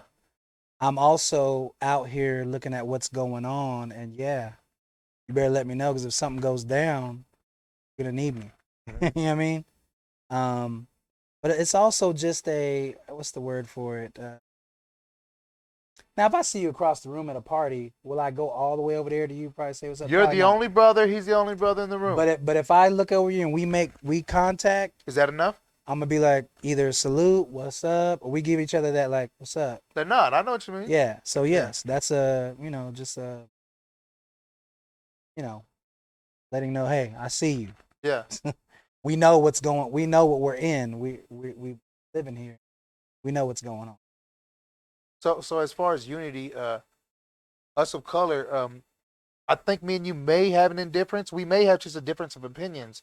Because when you explained it to me a little further, I was starting understanding it. The voting issue, as far as our people, should we vote? And I know we're trying to focus on building a third party or a third, individual in which represents us of color. But I mean, in the meantime, do we still vote? I mean, we got to choose a side. I mean, that's on the individual. I've had these conversations so many times over the years. For me personally, will you vote? No, I'm not voting. I've been very adamant about I'm not participating. Yeah. Because in order for us to start the third party, we're gonna have to step back from the system to do it. Certain people. Now hold on, real quick. Now Barack Obama discussed the fact that we're used to so many times that 40% of the minority vote is what's voting. Like 40% of the minority. Realize the minority is majorly the majority in these big cities. Is the minority is the majority, but only 40% minority votes. Barack Obama says now we have an outcome of 80% of the minorities voting. Yeah. That can change the outcome, and you're still not willing to vote these days? Well, see, part of you looking at it all is you're still believing what they say. When you really sit back and look at the structure of our government, of the system that we live in. So you have us down here. We're debt slaves. We're down here on the very, very bottom of this pyramid. Does that what does that define? Does that mean that we don't get any money back? No. It doesn't mean that. That's just where we are. Yeah. That's where we are in this Tax structured bracket. system. Okay. Because this is a system we live in. Yeah. We don't live in a country. We live in a corporation. So above that, you have government, schools, church and state. All that's up here above us. They tell us what to do, right? Above that, corporations. Corporations are above church and state. Above the government, yes. Corporations. Okay. I don't think everybody would agree with that, but all right. That's fine. If you look into it, there's plenty of books, the Grand Chessboard. There's so many. Corporations are above all the church information. and state. Yeah, all the information. I always thought they were the highest myself. Like what? The church and state? Oh yeah. no, they're way down here. It's way low. Corporations run America. Yeah, corporations are above the government. Yeah. Okay, now above the government, financial institutions. Talking about banks. Banks, private, all that stuff. Yeah. Above them is what you have. It's called the Round Table. Trilateral Commission, the Council of Foreign Relations. All these people that sit at the Round Table. What is that? What is that? What is that? Well, these are all the powerful people that dictate the shit rolling down the hill to us. Yeah. Now above them, Committee 300. These are the 300. Now, this is all real. This is real shit. Yeah. Yeah. These are all the most powerful, 300 of the most powerful families. Out of these 300 powerful families, there's a council of 13. These 13 families, the Rothschilds, Bilderbergs, Johnson & Johnsons, the Ice Cream, all these Coca-Cola people, brothers and shit. They're all above them. Yeah. So now as you keep going up, you have to understand somebody. And this is all based upon wealth? Yes. This is all based on wealth. And you got to remember, somebody owns this shit. They own it. So these two guys that we're going to argue about all day, that me and you are going to go, well, 40% of this and that, blah, blah, blah, that don't mean shit. Because you got to put yourself in the position of these guys at the round table. Can we ever change that, though? Or no, because it's their shit. It's like, okay, me coming in here trying to change your shit. What's the point of us stepping back and well, let me redoing finish breaking it down. Okay, break it down. Because a lot of people like to skip over it because they don't want to. The cognitive dissonance starts kicking in. No, I'm here. And you don't want to come to the reality like, yeah, somebody owns this. So let's take the Rothschilds, right? They own the financial system. Who owned it before them? I have no idea. You lost me. Yeah, now. they've been running this motherfucker since the Rothschilds. Yeah, the same family has been doing this shit since the beginning. The oil industry, all these different things. These are the same people. The Coca-Cola brothers I know own a lot of shit, So right? now think about this. Do you think if they own what you sit on, they're going to make it to where the debt slaves come together and pull together? Hey, you know what? Let's just all get our vote together. We're going to make sure so-and-so gets in there and so-and-so is going to change it. Fuck no. Because when you see the president, do they even care? When you see the president sitting at the desk, what do you see on his desk? It's just him. There might be a little tablet. I've never watched. And there's a phone. There's a phone there. Oh, the red phone, right? That you call it emergency. And somebody's calling him on that phone. Yeah, sign off on number, however the shit works. Sign off on blah. Yeah. And that's what he does. Yeah, go kill Osama bin Laden. Yeah. So even if he wanted to do it, and we've seen presidents that tried to do it that fuck they wanted to do, and you've seen what happened. You've seen when Reagan was thinking about doing some shit, and they sent him a message. Yeah. See what happened to JFK. Clinton. Oh yeah, JFK. You seen Clinton? They'll put you in a scandal or something. Skeeted all over her face. God damn it. And so, my thing is, once you read into these things, and you got to understand, the average working American is not really researching none of this shit. I'm not. Because you have to wake up, get your kid ready, drive to fucking school, drop them off, hurry your ass up, get to work, punch in, sit there, work for somebody else's business, take your lunch break, hurry up, eat, get back to work, finish, I only get do off half work, that shit, and I don't even go pay pick your attention to kid up everything. from school, head back home, make sure they do their homework, cut the grass, wash some clothes, whatever you gotta do, tuck them in the bed. You might watch a little TV or whatever the fuck, and then by that time you're back to sleep, or you're watching the news, you're back to sleep, and you're back up doing it again. So this is what I'm saying. Like, all this information is out there, and just the mere fact that the news does not talk about the round table, the committee 300, the council formulation, you could probably research into it and probably notice they may have mentioned them throughout time a few times. Yeah. And you have to understand what television is made for. On the back of the TV, it says it's a programming device. The programming device that plays programs. Those are some conspiracy I like. Radio stations. They're programming stations that play programs. Mm-hmm. So when you hear a record on the radio, there's 13 of the same records on the radio. It's not hard for them to program you with this music because there's only 13 fucking records. So when you start looking at all this stuff, now as we have social media, Facebook, all these things have algorithms that sway what you think, what you want to buy, what you think you want. All these things are happening to you at the same time. So now here we are at the voting thing. Ice Cube comes out with a thing. Now that wasn't true. That wasn't true. No. What wasn't true? Ice Cube didn't really say that. See, I didn't say that. I didn't say that. I'm saying Ice Cube came out with this thing called the Contract for Black America. The mere fact that people are skipping over, this is hip hop again. Yes. All right. Let's get into this. This is the power of hip hop. That's how hip hop started, was against politics. So when you see him coming with something like this and you see the backlash he's getting and people saying, oh, he's working with Trump, and y'all, it's like, how are y'all running with that narrative you didn't do no study. When most of you already know about fake news, about how they will lie? They control the media, so they'll lie and say this is what it is. And then look how quick you ran with it. Yes. Instead of just going simply to go see what he was talking about. And you'll see he's been consistent. He's had some of the best people that's been around, like Dr. Clark Anderson and some of them with economics and everything, helping put this thing together. He said, hey, I'm going to deliver it to both sides. I'm going to give it to the Republicans. I'm going to give it to the Democrats. Democrats said, hey, holler at us later. The Republicans said, oh, they took a little piece from it. And then they just said, oh, thank you, Ice Cube. We're working with Ice Cube. And everybody went, oh, cancel Ice Cube because...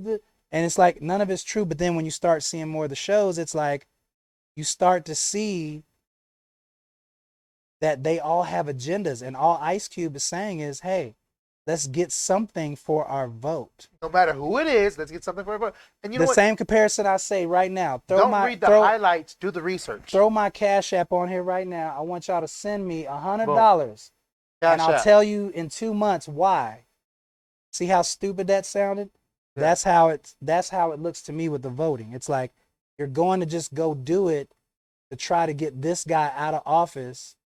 So you're not really voting for this guy. You're voting against this guy. That's all you're. That's not a real strategy. Now, at this roundtable meeting, they do things called think tanks. They've already thought that shit through, like Dr. What's his name? What's the dude name from the X-Men? Doctor Xavier. Yeah. What's the wizard? Dude? No, the wizard dude. No, that's the X-Men. The other guy. The doctor dude with the cape. Shit. Strange. Doctor Strange. So it's like Doctor Strange. They've already thought of this shit all kind of ways that your chess move would be. Your chess move would be, right? You're dealing with a system of people that will sit back and implement something that might take 20 years to make happen. It's a whole different strategy. So when you hear it, we react. We're not thinking like, yo, they probably already thought that you were going to make that chess move, because why wouldn't they? They own the country. Now, as you see the system at the same time, there's already loopholes in your face. You've seen it so many times. So the electoral college vote, come on, man. What? And then everybody try to break it down. Well, it's because the percentage of, shut the fuck up, man. That shit is there so that they can make sure to persuade it the way they want to go. Because name one of the guys that work on the electoral college. Yeah. Hey, can't nobody name them. All right, so now who the fuck are they? Right? Yeah. And so you have that. Now, how many times in history have we seen presidents win the popular vote only to still lose? Right in your face. Yes. Yeah. So they're going to make it be what they want. As they've said since the beginning, if people own this, that means they are selected already. They already know who's going to win this. We're watching two plantation masters argue with each other. You got to pick the best master. This is my equivalent of a 74-year-old white man having a battle rap debate against each other, and now they're insulting each other. And I know people got to look at that and go, that doesn't seem very presidentially, does it? Like, no, so for them to do that, because they have to do that now to make the WWE illusion a little, it's the same shit. Trumped it up. Thing. Yeah. It's the same shit. He trumped it up. If you go back to the plantation of when they did this with slaves, when plantation owner would bring in two other plantation masters and tell the slaves, okay, y'all can either vote for Mr. Smith or Mr. Johnson. And the slaves would be like, but you already own Candyland. Like, what the fuck? Like, it's going to be what you want it to be. Okay, I mean, that's just natural. Everything's shitty. Just what kind of piece of shit do you want to have? So I think we're at an era and a time now where you could just see what it is. And it's done so sloppily because and then on top of that, we're arguing about two dudes that are wearing diapers. The fuck? You know what I mean? Like, come on. Yeah. No, I'm being dead serious. Like, these dudes have diapers on. Let's get into this next video. You might want to keep your channel. Let's get into this next video. We got blood. What was it? Blood and Fire. Blood and Fire. My man Benji Webb from Skindred. Yeah.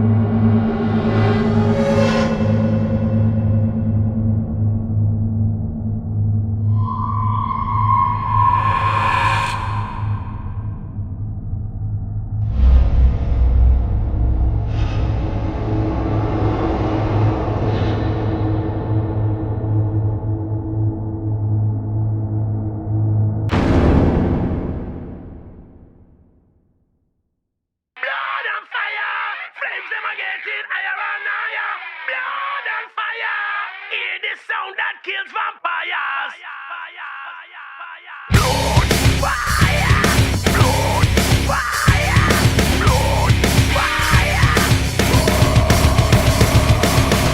Show them what you got and make them know that they can never face rain. No talk about giving in, slay them, murder, killing, blood is spilling. On the red foundation, standing strong and causing no contention. Can't tell me say you're right with all your murder, killing, looting, shooting. I make the beats bounce so hard till they necks are snapping off. 6-string guillotine, I disavow them all. Let their bodies fall, watch the blood sprawl. Chop them in little bitty pieces, burn up the town hall. I'm an animal killer, ready to brawl.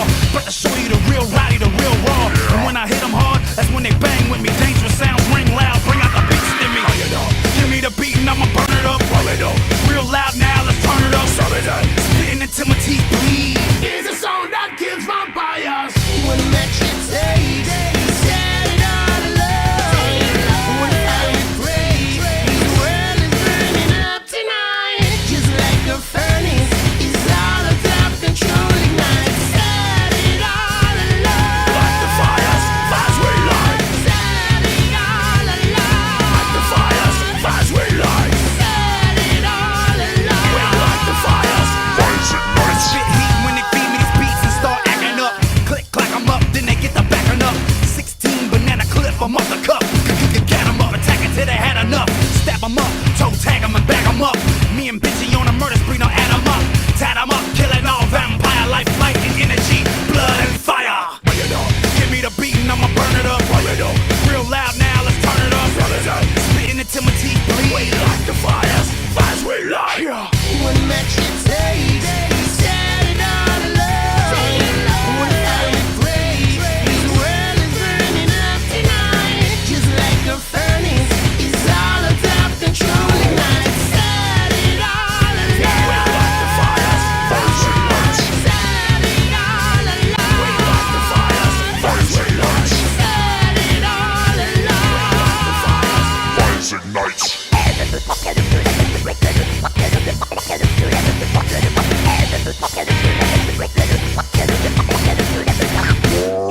Show them what you got and make them know that they can never face rain. No talk about giving in, slay them, murder, killing, blood is spilling.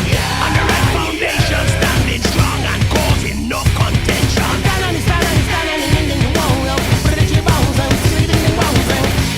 As long as my head is on my shoulders, we're overcoming it, overcoming it. As long as my head is on my shoulders. Blood, fire, blood, fire, blood, fire.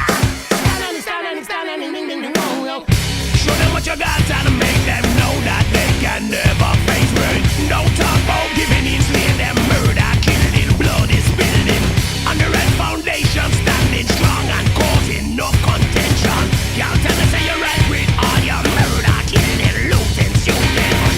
Give me the beat and I'ma burn it up. Real loud now, let's turn it up. Spitting until my teeth bleed. It's a song that kills vampires. Fires ignite. Fires ignite. We like the fires, fires we light. We like the fires, fires ignite. Blood, fire, blood, fire, blood, fire, blood.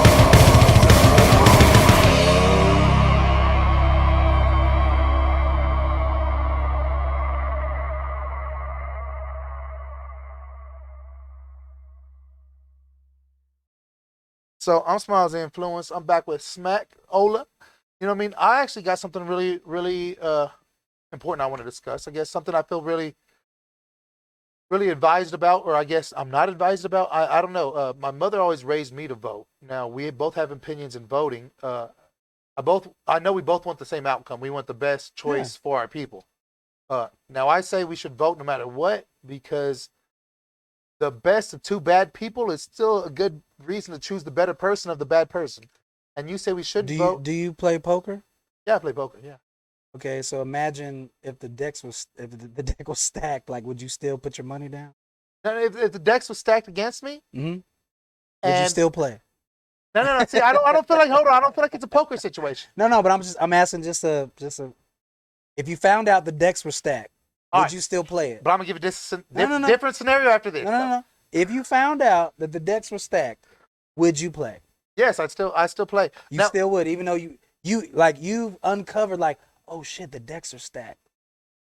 now is this? Am I still gonna play? Is this the death of me, or is this the continuation of me? No. It's just this is a learning. See, you're still trying to implement the whole. You're just not answering the question. Okay, put it this way. Put it I'll this way. answer. Put it this way. If you found out there was 2 chicks and you're like, damn, both of these chicks are hot, but you found out they were dudes. No, I would fuck with either. No. Okay, we're getting somewhere. All right. So now, if you knew that going in, like if you didn't know, that'd be one thing. But let's say you know it, or let's take it another way. Let's say, two guys. Let me give a scenario. Let's say. Hold on, let me here's give a a bus. Here's a bus that's gonna take you downtown. Here's a taxi, but someone told you, hey, but either one you get on, they're both gonna crash. Are you still getting on? No. This is more of the scenario that I'd like to give. All right. Okay. So, this is the scenario I feel with voting, right? So you got 2 chick opportunities. One has gonorrhea, one has chlamydia. You know what I mean? Which one are you gonna choose? You got to choose one of them because you got to have one of them. See, that's the false. See, we were taught that in the school system. You got to choose one. Either way, you're gonna end up with one as your You girl. actually don't. Either one. But see, no one thinks that you don't have to because you were never taught that you don't. Because see, you're always gonna have a president no matter what, though. Because the school system never taught you how to think. They only told you what to know. What? So you grew up with that. No matter what, we have a president, right? Wouldn't it be the best to pick the lesser two? See, you just try to jump past that philosophy right there. Because it's not philosophy. This is the it's school a reality. system. The reality is you have the 2 school system presidents. you went to and the same one I went to. They taught us what to know. They never taught us how to think for ourselves. They taught you what to know. You're taught regurgitation and memorization. So I guess the question is coming up when we vote, when the opportunity is to vote. Do you vote or not vote? And does one perform but better that's than just the me. other? But that's me. Yeah. I'm not doing it only because I've seen enough to see what it really is, but I've also taught myself to think, and for a long time to look at it like I want to look at things for what they are, not what I want it to be. Because I want things to be a lot of things, but I had to start teaching myself, Smack, just look at it for what it really is, not what you want it to be. Because we love to go off in this imagination of what shit. the possibilities can happen. Yeah, yes. I don't like to do that. I like to look at it exactly for what it is. Because if you've ever been robbed or someone's ever attempted to rob you or attempted to kill you, start looking at things a lot different. You start seeing shit way different. But now so I don't want no one to take it like I'm against people that do, because they do it for different reasons. Like when I was doing it, most of the time when I did do it, I did it to make my mom happy because that's what she liked, and to me it wasn't. But for me personally, especially now, I'm just like, I'm not going to go do that when I know this is what it is. Now, I also feel though that we should start the third party. Yeah. We should really start it. I believe this is the beginning of starting it. Now, for us to start it, isn't going to happen overnight. That means we're just going to be the ones that get the idea rolling, so that the next generation behind us, when it's time for them to vote, they start thinking about it too, because we've kind of voiced it and said it, and they kind of go, you know, they got a point. Now they start stepping back from the system. I feel like I'm looking at it with Nat Turner. We should step back from it so that it'll echo to the generations behind us of why. Well, why did they start the third party? Because this is a system. We should create our own system. These aren't 2 different systems. Republicans don't have a system and the Democrats have a separate system. It's the same system. We see this. Either way we lose, or like, no, but I'm saying, but if you know about systems, it works together. But it works together. Yeah. And the one thing, and yes, we live in a racist, systemic society, right? So here's the thing. But the Republicans at the top and the Democrats, they both have one thing on accord, and that's to keep your ass at the bottom. Period. They already agree on that, so they don't even have to never have that conversation again. Yeah, so now when people go, oh, so and so's racist, so I'm gonna vote for, it's like, dude, none of them are promising you anything. So you're getting up to go vote for what? Not to shame anybody. I'm just saying, for what really? Well, because we're trying to get him. Me personally, because it's I'm cool. I'm cool. Of a better America I'm cool with Trump still being there because I already know what to expect from him. I know what to expect from him because I've already been dealing with it. I know them when I hear something from him. It's okay if we get shit on him. We know that the dude's shitting on us because he wants to. But he's been doing it, so I already know that about him. Yeah. What I don't know. So it's okay for us to, as long as we know he has systemic racism. No. See, I already know what he's gonna do, what he's about. I don't know what this other dude's about, and I already know he's on some bullshit too. No, I mean, I know what he's about, but I'm just saying, like, I know what he's about too. But I'd rather go with the evil you know than the evil you don't. I can handle this because it's here right now. This over here, I think would be worse because he's gonna do nothing but one up what's going on here. Now, that's not to say, but to me personally, at the same time, I really don't care who it is. Yeah. Because, and maybe that's because I'm independent. I don't work for anybody. I don't, my whole thing is independent. But I work your for tax myself. bracket hasn't been affected by the presidential. It does, but I'm just saying, like, I just still look at it different. I look at it like, dude, I look at it like the Asian community. They don't give. Don't show up to the polls and see if you see any Asian people out there talking about voting. Go see if you see any Arabs vote. Well, because they're little China place that they go vote. No, but they're already doing their third parties. Yeah. They basically step back and say, hey, it doesn't matter. We have our economic thing down to where it really doesn't matter. We just deal with it just like we got to deal with it anyway too. So that's not against anybody doing it. I feel like everybody's on their own path, and one day you may, when you're up there in age, you may look back at it and go, damn, nothing's really changing. I think this is a system, so I'm not participating no more. That's just me. That's what you've taken upon. But there's a lot of other people, and when I talk to someone else that feels the way I feel, it could be a total stranger. And you know what? It's weird how we're all on the same page and we don't even know each other. But it's just because we're looking at it for what it is. Well, let's go into this next song. What we got? Do my dance. Do my dance. And when we get back, I want to talk about you doing your dance and deciding of your whole brand, your branding, your selling of your brand, your logo. Do my dance. Let's talk about it.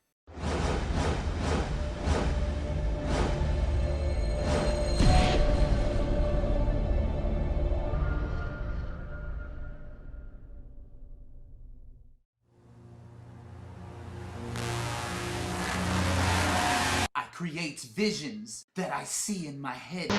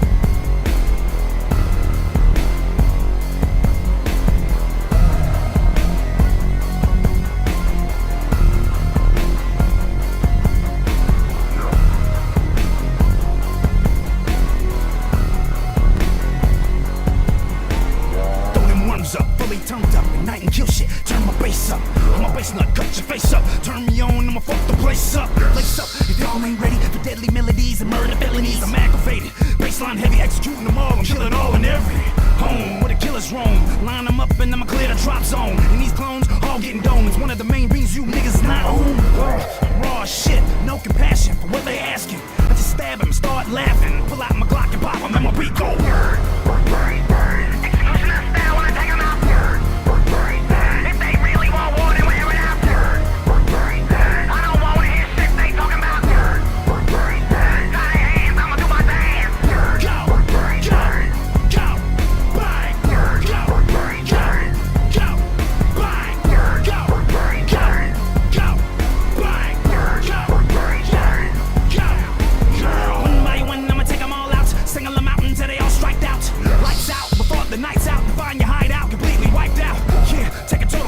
Before my time, I came to lose the loophole. The evolution of rock and roll. Sounds fused with my DNA code. All you swag rappers is ass backwards. Trap rappers get slapped backwards. Battle rappers, backpackers. I murder them all, start cabbage patching. I'm a real killer, real spitter. You think that's sick? I'm still iller. Way foul, banging loud. Everybody on the ground face down and my beat go.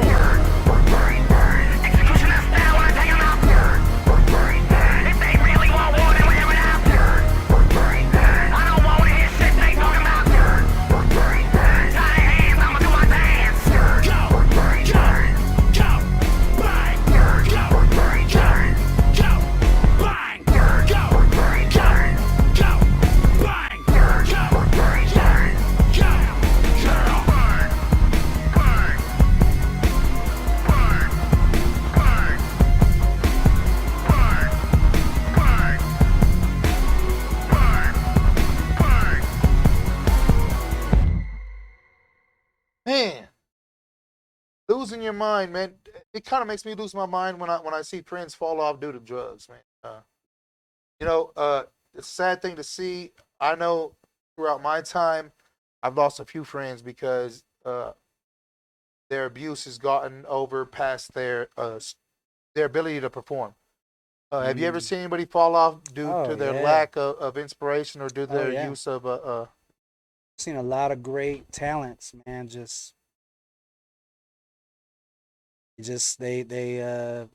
didn't know when to put it down. That was to me. I wasn't headed there, but to me, I just wanted to be the best I could be.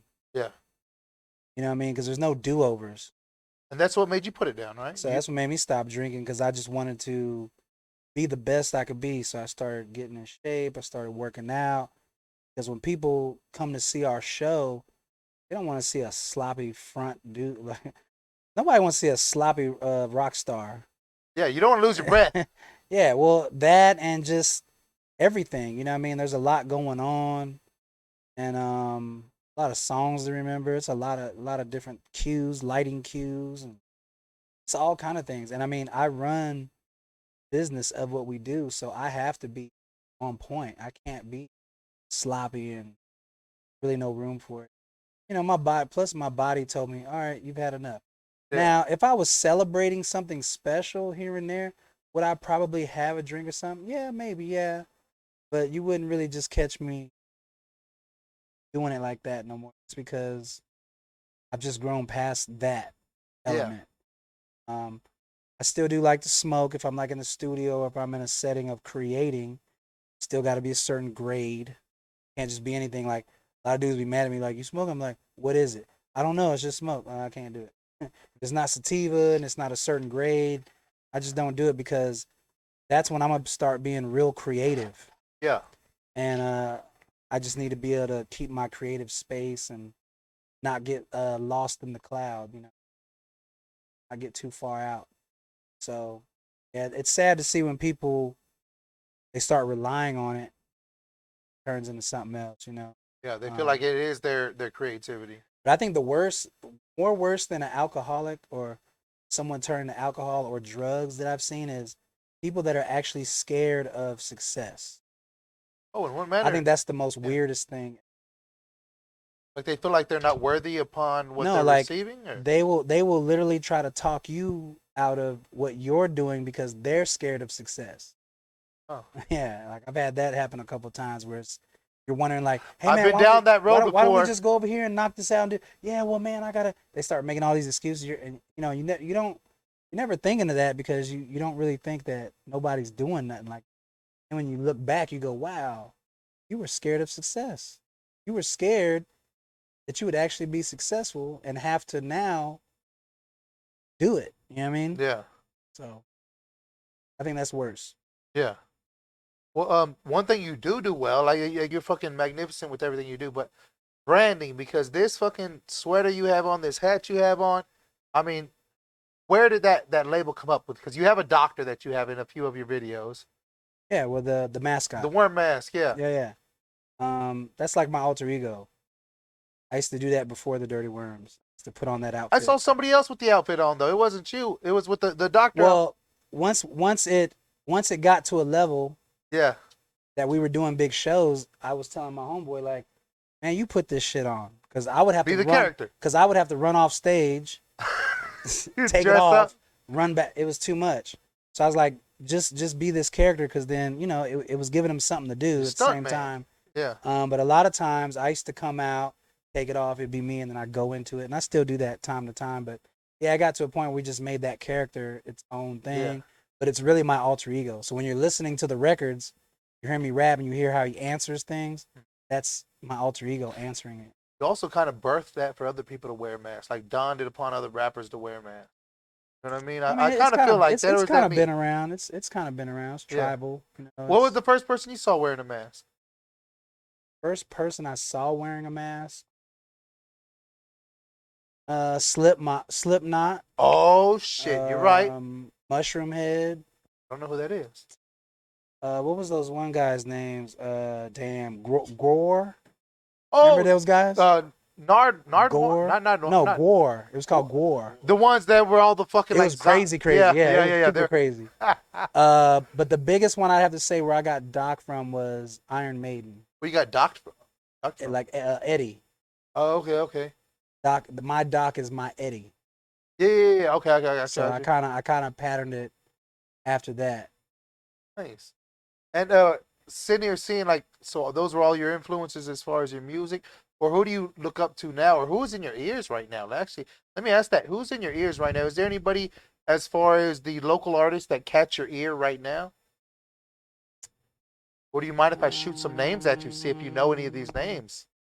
I'll say one local artist that I'll give some big props to that I see out there doing his thing is Ben Buck. Oh, I wanted to wear his shirt today. Ben Buck. I like Hyder. Yes, I got his record up here too. There's a few, man, that are really. You listen to Talk Kyle? Out. I don't think I've listened to him. All right. That's one of my OGs. Of course, Tone Brigante, Big Dirty. But those are my peeps, so that might be a little biased. Yeah. There's a few, man. I mean, I like some of the other guys from my lineage too. T-Double, Nook. What's your lineage? What era is that? I would say the 2000 era. Oh yeah.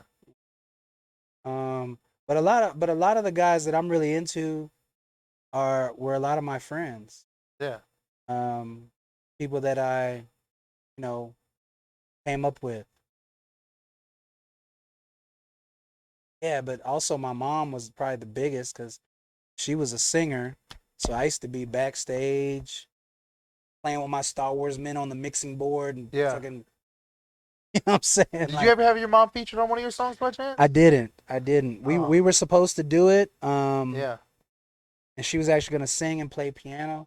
But she is on one song on my album, Thomas Brooks Project. She's in the very beginning.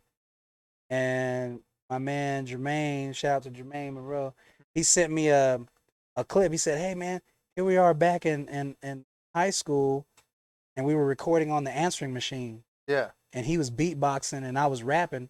If you hear that album, I'm actually rapping about some government conspiracy shit back then. Yeah. And then my mom my mom busts in and just pushes us out the way, and she starts singing a little tune. Oh, shit. And I just thought it was cool because that's when we were just dreaming of doing this stuff. We didn't have no beats. We didn't have nothing. Mama Worm, Mama Smiles, man. But we never got a chance to actually do a duet together. But we talked about it. I brought her in the studio. There's pictures of her in the studio hanging out. And we were talking. We just never quite got around to That's wonderful. getting shit, it man. done. You know, Let's get into the next song, man. What we got? Dreams of Memory. Dreams of Memory. Yes, Yeah. that is it. Can you Dreams- explain that a little bit for me? Dreams of Memory. So after my mom passed, she always wanted me to play piano. And like I was saying before, I wanted to be able to walk in a situation where I could walk to that piano bar. And they said, "Hey, we got Smack in here. Yeah. Smack, can you do anything?" "Yeah, scoot your ass out the way and let me do this," right? Yeah. So that was my whole thought process. So it was that, plus it was my mom always wanted me to do a song doing that. So what I did was I made a song about when I die. So that's what Dreams of Memory is about. Because I believe dreams are not just some random thing. I believe your dreams are actually memories of when you've done this. So you've been back and doing, however you chose to do this over and over again, you're just remembering a small portion of what fraction. you've done in the past. Yeah, because it doesn't make no sense that the creator would make you where you just randomly, you're insane for a minute while you're asleep. That doesn't make sense to me. But I think you're just remembering a small fraction of when you've done this before, but it was your Bandersnatch. It was another a way you went. Yeah. Like one time I had this dream. Tell me. About 50 Cent and Eminem. Oh, shit. And we were in the back of the van. We were late to a show. And I'm talking to these guys, and I'm like, I've never really sat, well, I've met 50 Cent, but I've never met Eminem. Hey! And sat there and talked to them like that. And it was weird. It was like, I'm really talking to them, right? We jump out. They're like, "Smack, hurry up and get to the stage." "Man, I forgot the mic." Eminem's like, "Oh, I forgot the microphone." I'm like, "Oh, fuck, I'll run back and get it." So I ran back to get the microphone in the van. And for some reason, I couldn't find my way back to the stage. And then, you know, I woke up. It was just a little fraction. Yeah. But when I woke up, I thought to myself, it's weird how I was the same age in all my dreams. When you dream, you're always the same age you are. You're never dreaming of you little kid. Like, I'm always the same age I am now. And it's always a different alternate reality. Yeah, it's like, I don't know, it's weird. You know what I mean? Yeah. So yeah, that's what Dreams of Memory is about. And I just did it also, as you notice with all the videos, I try to be very artistic with them to make them all different storylines and all different kind of settings and stuff, and branding, of course. That's what I wanted to talk about too, the branding, but I guess we could talk about that. When we get back, we're going to talk about the branding. We're about to talk about Wormhead. Let's get back to that movie, though.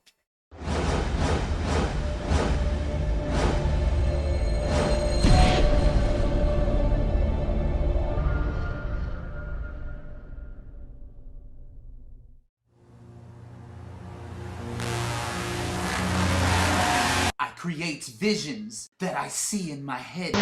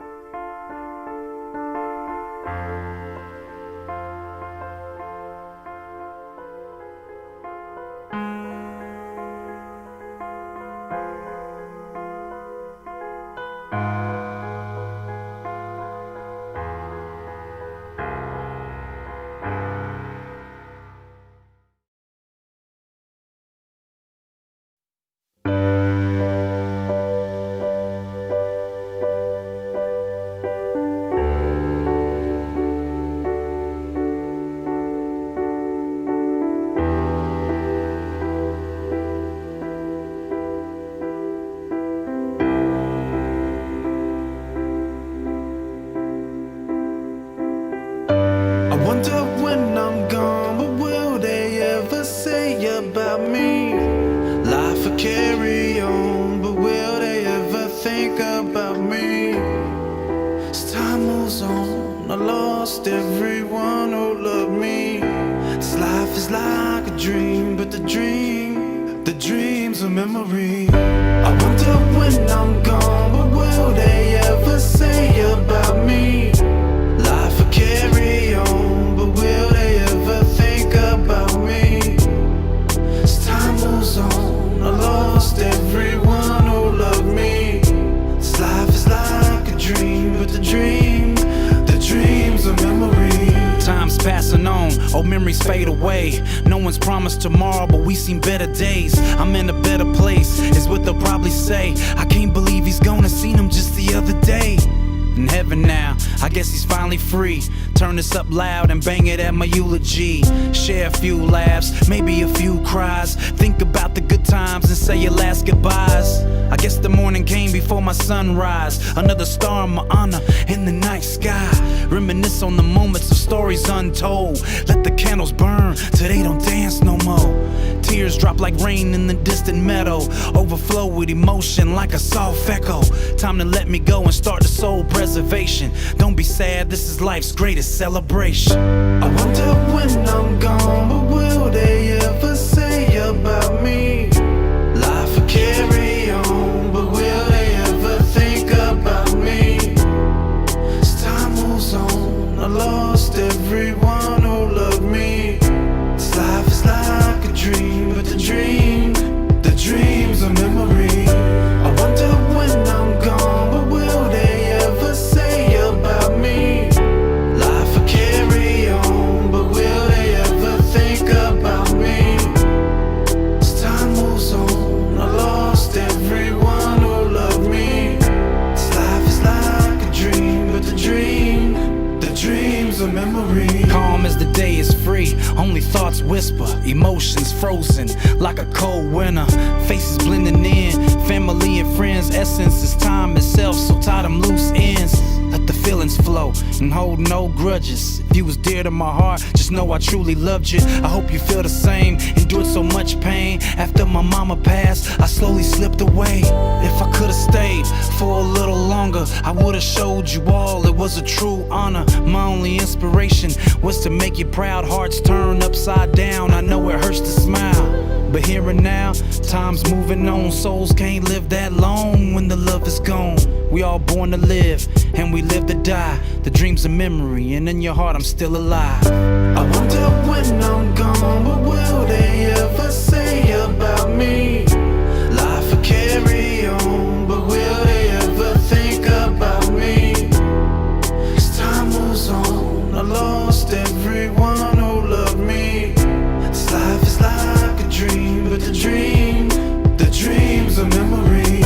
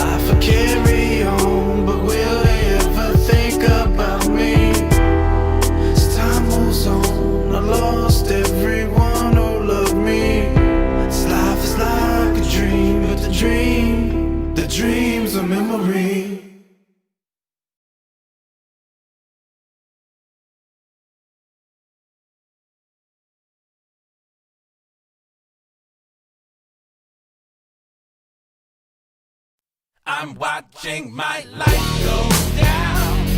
Going down. I'm watching my life go down. That was a good damn song. Yeah, man. Now, I want to talk about this, man. Acting, because I know that you have your whole listing of what you do, and acting was one of them because you created the movie Wormhead. Yeah. Well, I actually was in a movie called Pineapple.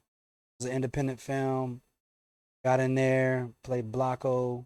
Pretty dope. Yes. Where can we find that at?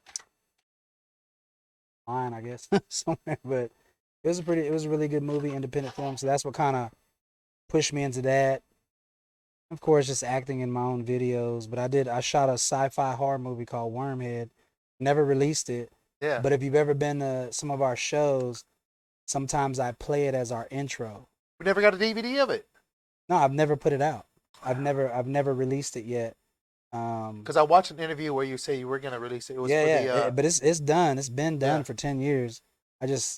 When I got into the whole movie circles, they just gave me the runaround so bad, and they wanted to change so many the film things. festivals and everything. Yeah, like actual people wanted to put it out, but they wanted to change things that I wasn't cool with changing. So I just like, nah. It wasn't PC or it wasn't a good. No, sometimes you're in the movie industry. People just like music industry people. Sometimes they want to change a little something, not because it needs changing, but because they want to put their twist on it. Now they could say they did because of them. It was this would when it already has a story. So the Wormhead movie matches the albums. Like if you listen to the albums from the beginning, you go, "Yo, that's the movie." Like so, it's like you'd have to watch them. Either way, if you watch the movie and then you hear the albums, you go, "Dude, that was all in the movie." Yeah, that was the whole movie. Like how the Dirty Wormz came together. He went to AJ, played the record. He mixed it with like a sci-fi horror. Because I guess I originally caught the acting bug when I had a film for not a film, a music video for Buddha Man and Quinn NFN. Quinn NFN is a big artist here in Austin. Yeah. I played a therapist at a doctor facility. I was, I guess, a doctor therapist. Okay. You know, and that was my role in that music video. And then later on, in 440 Productions, I played a therapist, actual therapist. I had to grow out a beard, and I covered up all my tattoos, makeup, and everything. You know what I mean, to play this therapist. And I feel that, man, the acting bug is a real thing because it means you're progressive. It means you're able not only to memorize your rapping lines, but to memorize lines with emotion when you need to go and perform them at the right time, right? Yeah. Have you been in any other acting positions? Just Pineapple and just Wormhead. I was supposed to be in Prison Break. I was actually about to be in Prison Break. I think it was, I can't remember what season it was. I remember that TV show, right? Yeah, and so one of the director's friends flew in and needed a gig, so you know how that went. But I learned a lot from just being in there, learning the game kind of, and I just kind of went, well, y'all just call me when y'all want me and something. Got you. It's not something I'm really trying to pursue. Like, don't hold up your expectations, but work towards your goals. Because the way I got in Pineapple was they just saw me literally walking down the street, literally. Shout out to my man Jeff Davis. Jeff Davis. I guess he was with them, and they said, "Man, who's that dude walking in that fur coat? Like he's walking in the club. Are those really your bitches? Like, damn, what the fuck is that?" Was it also the guy who played your promoter in the? No. Jeff Davis is just a friend of mine that I know from the scene, and I was just walking down the street, and they approached me about it, and Smack. Then they said, "Smack, they want to put you in a movie," and I'm like, we met up at Denny's. They were serious, and they said, "Yeah, come on to the offices on Monday to read for this part." I did all that, paid me everything, like. So I was just got like 7 songs in the movie. Shout out to y'all for that because I still get them checks. Yeah. And that led to what's that movie? I'm on the Battlefield. It's a breakdance movie. Battlefield something. What's the other movie? Augusta Gone. It's on Lifetime, like a Lifetime movie. Is it your music or our music? No, our music. Yeah. Because I was just in their ear. Oh, I got a song perfect for this scene. And they would hear it and they go, "Oh yeah, we're gonna put this in the movie." Is that your management or marketing who's getting you connected? No, that was me. That was me in the director's ear, hanging out. And even though when I wasn't shooting my scenes, I hung out all the time during everybody's scene. That's how hungry I was. I hung out the entire time. One of the actors' shirt was seeing the movie, like something happened to his shirt, or I can't remember what it was. They needed a shirt. Hey man, I got some Dirty Wormz shirts. They're like, "Yeah, just give us that." Boom, put the shirt on him, so he's all in the movie. Branded. You can see the shirt. Yeah, I was all over it, dude. But yeah, branding. So hold on. Speaking of branding isn't a little thing for you. It's actually something that's made a mass market to where you're getting paid from that on the daily or monthly. Mm-hmm. You're receiving a check all the time for your branding. How did you establish yourself as a solid brand to be sold amongst other people. Like it's just not you selling it; it's everybody wanting to market your product. I mean, you have a European influence, right? Like, oh, it's European, everywhere. Yeah. It's everywhere. Shit. It all started when I risked my light bill. Lights got cut off. Yeah. Because I really believed in this shirt that was gonna be big. Everybody laughed at me. Was it the original brand you got right there? No. It was a different version of this. But it said fuck the Dirty Wormz, you ain't shit. So the band was kind of like, I don't know about that. I mean, I was like, it's gonna be dope, man. I'm telling you, dude. Went with it. It worked. It didn't work right away though. Had to sit in the dark for about 2 weeks, man. Lights off and everything. Yeah. And when the shows came, money came, so I had more than enough to get the lights back on. Did all that. I just learned from that. I learned that sometimes you have to do those risks in order to gain. Or I could have just sat. I could have did like so many other people, just sat there waiting for the perfect time. Yeah. Oh man, I can't do that. What if this happens? Well, yeah. What if? I'm a firm believer in. Do you have the money? Yeah. Buy it now. Make it happen. Yeah, just do it. Just do it. Fucking do it. Something else will open for you to do it. If you meet the universe halfway, it'll start opening up other doors for you. That's really how it all started. I just believed in it. I stayed relentless in it. I think really the reason why it works, and this would be my advice to a lot of artists. Give it to them. I am my biggest fan in my own group. You know what I'm saying? Like, I'm gonna put that all up there right there for you, man, because I love that. You have to be the biggest fan. If you're in a group, you should be the biggest fan of your group. You'll win. I see people all the time, groups, and they're not wearing their brands. They forget God or whatever the case may be. Dude, I'm constantly like, I didn't bring my shades in here, but it's on my shade. Dude, look at this. I wear it. Yeah. Gold and gray. Hold on. Oh no, wait, your socks. Come on, fool. Look. Yeah. Dirty Wormz socks. People stop me all the time. You really got your shit embroidered on your socks? Yes. I embody the whole thing. Damn it, I need some Dirty Wormz socks too now. If my car door opens up, the light's hitting the ground. What you driving? Oh wait, hold on. Let's talk about that because we talked about that earlier. You know what? No matter what value you have on yourself, when you're making money, should you spend it on a fancy fucking Lamborghini that can't carry none of your shit? Because you drive around a truck that carries all your supplies around everywhere. Well, I had a chance. I could have got a Lamborghini truck. I could have done all kind of things, but I was like, get a truck that I can use to work for me because I got to haul around equipment. You know what I mean? Yeah. So that's why I did what I did. You know, I could have just did the whole buy a foreign sports car to stunt, but I was like, that just really wasn't me. That's that generational wealth knowledge right there, man. Well, it was just, I got to haul this shit around, and I had my other car, I was putting equipment in there, fucking up the seats. Yeah. So I was like, fuck, I need a truck so I can tow a trailer, just easy, you know, whatever. That's just my mind state. Yeah. But like I was saying, like, I'm my biggest fan, and that's why it works. I see so many people that watch sports all day.